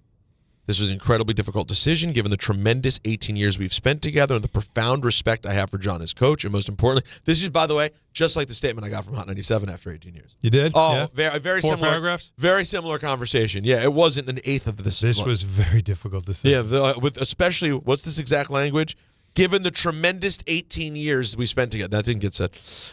Throughout what I firmly believe is a Hall of Fame coaching career, John has delivered a Super Bowl championship to Baltimore and served as a steadfast pillar of humility and leadership. This is like, to say it's glowing. I mean, it's beyond, well, and, definitely play that out. And I do. Lastly, we have this related. What? Adam Schefter. Cut his fat ass. No, he didn't say that. No, he didn't say that. He said, Schefter said, in the first 45 minutes after John Harbaugh was fired this afternoon, his agent Brian Harlan said he received calls from 7 NFL teams expressing interest. How many jobs are open right now, boys? Not 7. No, because one. There are 7. There are 7, but one just fired him. So 6. Right. So there's 6 and one more. And then somebody else, of course. Oh yeah. checking in. Jets? Oh yeah. I don't think it's the Jets. No. The Jets know the answer they would have gotten. Bucks? Actually, no, I'm sorry. I'm reporting the Jets also called, but they didn't pick up the phone. Right. He said, new phone, who dis? Yeah, I have a feeling it's Tampa. Yeah. Who's this? Yeah, I think It's so. got to be, right? Hi, who am I speaking to, please? And that, Probably. Don, you'll be excited to know. That time when in your previous show, Yeah. when you guys had the guy call, you took a call and all you played was those drops, Yeah. and the guy kept answering him, was one of the funniest bits ever. Who was he trying to talk to? Don? Was he trying to talk to Don and I was playing clips of Don? I think you were. Or it was Michael. No, It no, was I was always the drop player. So it was It was whoever it was, but he kept. The kept caller thought kept he was going. literally. No, I thought Michael wasn't there that day. Maybe You it were was playing Michael. and the Yeah. guy kept answering. Oh, maybe you're right. He would answer the is drop. such You don't have it, do you? Is this? Oh my God! Seriously, how did that not win? I know. A Marconi. It was a moment in time. Oh, John Harbaugh has a statement. Interesting. Weird font. Don't hire him for his font, folks. I can barely read it. A font? Well, I was hoping for a different kind of message on my last day here someday, but that day has come today. Smiley face. You rarely see a smiley face emoji. Is this a first? Is this a tweet? This is a printed statement. Printed statement with emojis? That's right. You think he was high? You can't hire this guy. You know, it is the hour. You guys know. Read the statement. Read the statement with the music. Can we get the No, he's not high. Oh, he said it comes with disappointment, certainly, but more with all caps, gratitude and appreciation. Gratitude to the owner, an organization who is willing to bring in a head coach who made a mark with special team success, a difficult thing to do, and appreciation for all the moments all these years that are etched into eternity. I hope a legacy built on faith, always fighting, always believing. Values built into an organization through a team that are worthwhile. By the way, this is some of the worst. Do not hire this man for his letter writing. Punctuation's bad. it's all There's an over the emoji, place. weird caps in wrong places. Oh, no. Good and lasting, and that are admired by fans and foes. Like, there's errors everywhere. Do you hear what I just said? Yeah. Do you hear the sentence I just said, Don? There wasn't a sentence. Don, this Repeat it, please. Hey. This is a sentence on its own, okay? I can't read. This is a good sentence on its own. Good and lasting, and that are admired by fans and foes alike. That's not a sentence, Broseph. This man went to Miami of Ohio. That's a pretty good. That's better than other Miami. Right, it's not the U. It's better than the U. Right now, they're not going to claim him. They're not All right, claiming him. meaningful and impactful relationships with players throughout the years that I will cherish always. Grateful for their strength and courage. None of these are sentences, but they all have periods. He doesn't know how to write a sentence. Today was the day I learned John Harbaugh, great football coach, literally cannot write a sentence. Do we think maybe he just was reading this into his phone? Thinking of things to say. Well, you don't have you know what? Just That's translate. By and the then way, just hit send. maybe it's AI. Maybe he went on ChatGPT and said, "Hey, please make this statement for me," and he just read it. But don't you have an agent? Don't you?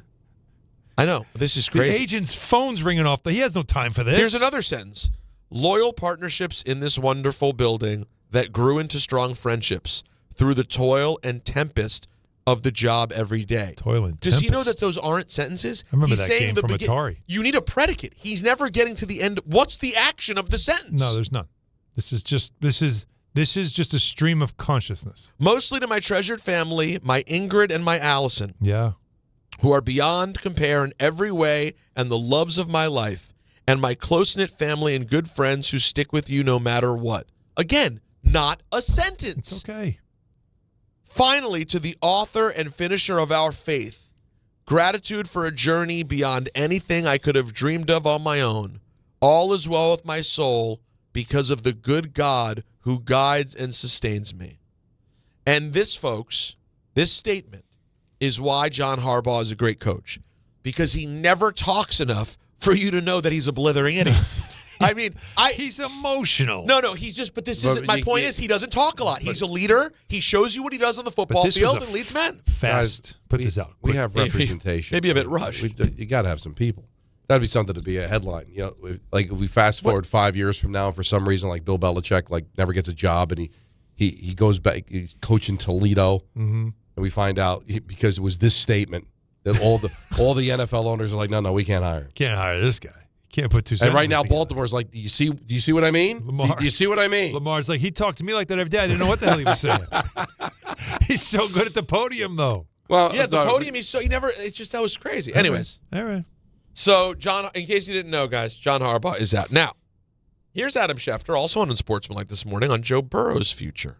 I think Joe Burrow made it pretty clear that he said he intends to be back in Cincinnati in 2026. I think it sets up a very important season in Cincinnati all the way around. They've brought back Zach Taylor and Duke Tobin. Joe Burrow said he'll be back. I think Joe Burrow feels obligated to the franchise in the sense that they brought in the receivers that he wanted last offseason. He lobbied and campaigned for them. They brought him back, and he got hurt. So we didn't get to see what Joe Burrow could do this season with his two guys, and I think he feels a certain sense of commitment and loyalty to go see that through for this year. But if the Bengals have another season where they underperform next year, I think all bets are off.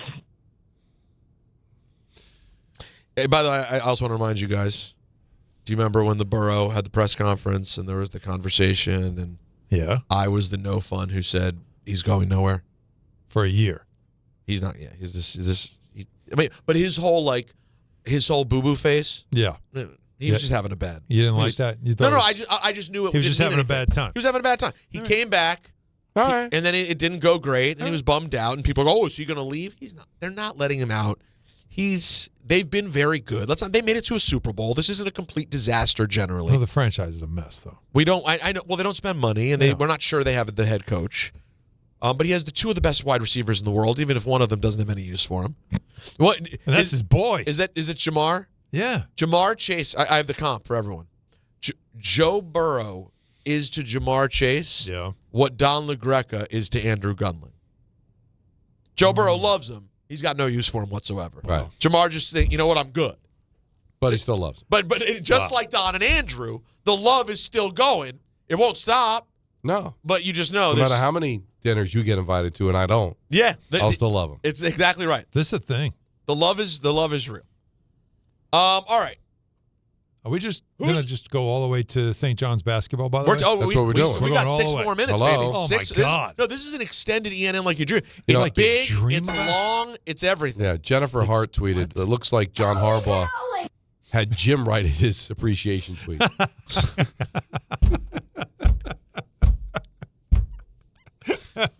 That's not even fair to Jim. I know. Yeah, but it would make sense. You're talking about all over the map. I mean, he's all over the map. Oh, my. I thought John was the one. Maybe are they both weirdos? Is that they're both just weirdos? Is that on the table? Why not? These football people, let's have a second. None of us are true football people, right? We're amongst friends. Hockey man, basketball man, wrestling guy. That we're not. Well, these people are weirdos. Let's be the I think coaches. the They people- never go home. They're psychotic lunatics. All they think about is football. Their brain, when they close their eyes, all they see is like numbers and schemes, X's, O's, and lines. Right. These are not normal humans. And you hear it in the statement. It's a one run-on sentence. It's a crazy statement. Wouldn't it be amazing, though, to see a head coach at home and he's like, clock management is big for him, drive his wife crazy. Everything must be. With like how much time he's. I would be curious. I'm Just grab a timeout in the middle of dinner. I would be curious. Maybe we could get someone. Would you guys be interested? Should we try to get like a Ravens person tomorrow? I would be interested in like how Baltimore kind of views Harbaugh at this point. It is interesting because no matter how much we watch the Ravens, Carmelo it's not Anthony, the same. Really, Get Carmelo really on the line. Really big Ravens fan. Is he a big Ravens fan? Yes, loves the Ravens. Of course he is. Because you know why? Because he's from Baltimore. Yeah. And the whole he's coming home thing was a complete sham. Respectfully. No, he was coming home. Baltimore doesn't have a basketball team. So this is as close as he could get? Skip the Bullets. He was born in Brooklyn. Well, what if he had gone to the Bullets, though? Wouldn't that have really been coming home? Eh. When that whole Not for him. Remember the commercials on MSG? Yeah. I'm coming home. Oh, I'm yeah. coming home. I'm like, he's Why from ruin Baltimore. Why ruin a nice thing? He's from Baltimore. He was born in He's Red in Hook. Stop Snitching. But he was literally. I'm old enough. Guys, I have. He was 8 years You old. remember Dom, Stop when he Snitching, left. right, Jacob? 8 years old when he left. Left New York. When they moved to Maryland. So this is home. It is on some level home. 8. Your first 8 years. And when this is where you're from. Hold on. And when did he come back? 28? Yeah. Coming 20 home. years. Coming home. And the was- first by the way- four don't count. You have no idea where you So are. Don, isn't Wait a coming second, home where wait he a played second, high school wait, ball? wait. That would have been High coming school. home. Where did he play in high school? In Baltimore. No, he didn't. He played here? No. He left there too? Or he went to Virginia? Yeah. Same thing. Well, no, it's not. No, he's a Ram. He's a Charger. No, he went and played at a private school in Virginia, but he was still in Baltimore. He's in the Stop Snitching VHS. If Yeah, no one which remembers it. Which is one he wants everybody to forget about now. By the way, though, how about this? The WB? I should sell it. I have. Oh, no. I have a VHS. I have a Stop Snitching VHS cassette. Don't ruin this for him. He's made a great career. It's in after my his- storage. It's just a white sticker on it. All right, Tom, now- do you remember the you know story? No. So it was like a crime DVD, but Everybody- it was pre-DVDs. It was VHS. Peter ruined it. I'm not asking for Mello tomorrow. Yeah, Mel, I wanted to bring up the Stop Snitching VHS. I know about 25. Anyways, it didn't help his reputation because basically it was a video made by like a bunch of gangsters in Baltimore. It was not great. And it was like a street video. Okay. And Carmelo, who was the stud basketball player of Baltimore at the time, is just he's in it for a second, right? He People knows tried to someone. promote the idea that his WB, like the Warner Brothers thing that was supposed to be West Baltimore. Oh yeah. Was actually Warner Brother. Oh really? That's like was a whole thing. I don't even remember that. You never saw this like this. They used to have shirts with that. Yeah. With the WB logo. That and was it the whole Stop Snitching thing. If you see a cop. And that ties back to the Stop Snitching Yeah, thing too. yeah. But really, he was just a guy who was in the video. These were people he knew. And he was young and he was just like caught up in it. And he is since look, guy's made a nice life for himself. Sorry, Leave him I'm sorry to bring it up. Why would you do that? I'm very proud to have the VHS in my storage. Okay, it's a historic Baltimore moment. I just love it. Like when Carmelo came back to New York, did they like have video of him going to the preschool? I know. Yes. Seeing- Yeah. They probably did. He That's went all back they to had. Brooklyn. He went to where he grew Eight up. He doesn't showed the count. house. We follow him around. Don't even high schools. On the first part, maybe middle school. The basketball court that he first learned how to play basketball was in Brooklyn. And they had to tell him because he had no memory. No recollection. How dare you? So I'm just saying. Marco leaves tomorrow. Jalen, Marco leaves tomorrow. If we move to Portland, and then 20 years later, we go back to where I live. Yeah, you're going home. They'll have some vague memories, but they're going to their dad's home more than their home. In Dallas, Matt Eberflus has been fired as the defensive coordinator. Eberflus! He's been fired as DC! It so works. He's out. Lions have fired offensive coordinator John Morton after one season. Boy. Holy cannoli! You had it rolling in Detroit. You had it rolling. And then Ben Johnson left. left. Ben Johnson said, you know what? And guess what? Now it's rolling in Chicago. Of course, he was there to replace Ben Johnson. The Falcons and Kirk Cousins agreed to modify the final 2 years of his deal. That's not nothing. That's interesting. As part of the restructure, there's now a guarantee in the amount of $68 million, 67.9. He stays making for money. the 2027 season that Vest Marshall. Can't stop. It will go down in history. No one, for a guy who seems like a little bit like a, hey, I just like football. He has managed to make every dollar humanly possible. He got the Redskins money. He got the Vikings money. He's gotten the Falcons money. And Peter, people are throwing it at him. Oh, they love it. Wait, Kurt, let's read it. We're going to give you more money. Just take it. Just take We don't even want you to play anymore. It's like Kardashian level. Like it's to do unreal. nothing. That will do it for ENN, brought to you by Ramsey Mazda. Get more for your money at Ramsey Mazda, like a new 2026 Mazda CX-50 or Mazda CX-90. Choose wisely. Choose Ramsey Mazda. It's not nothing going an extra 5-10 minutes. No, on that ENN. was a bonus for the people. Enjoy St. John's basketball's next. Talk to you tomorrow at 3. Life is full of choices, some big, some small. And when you choose an H&R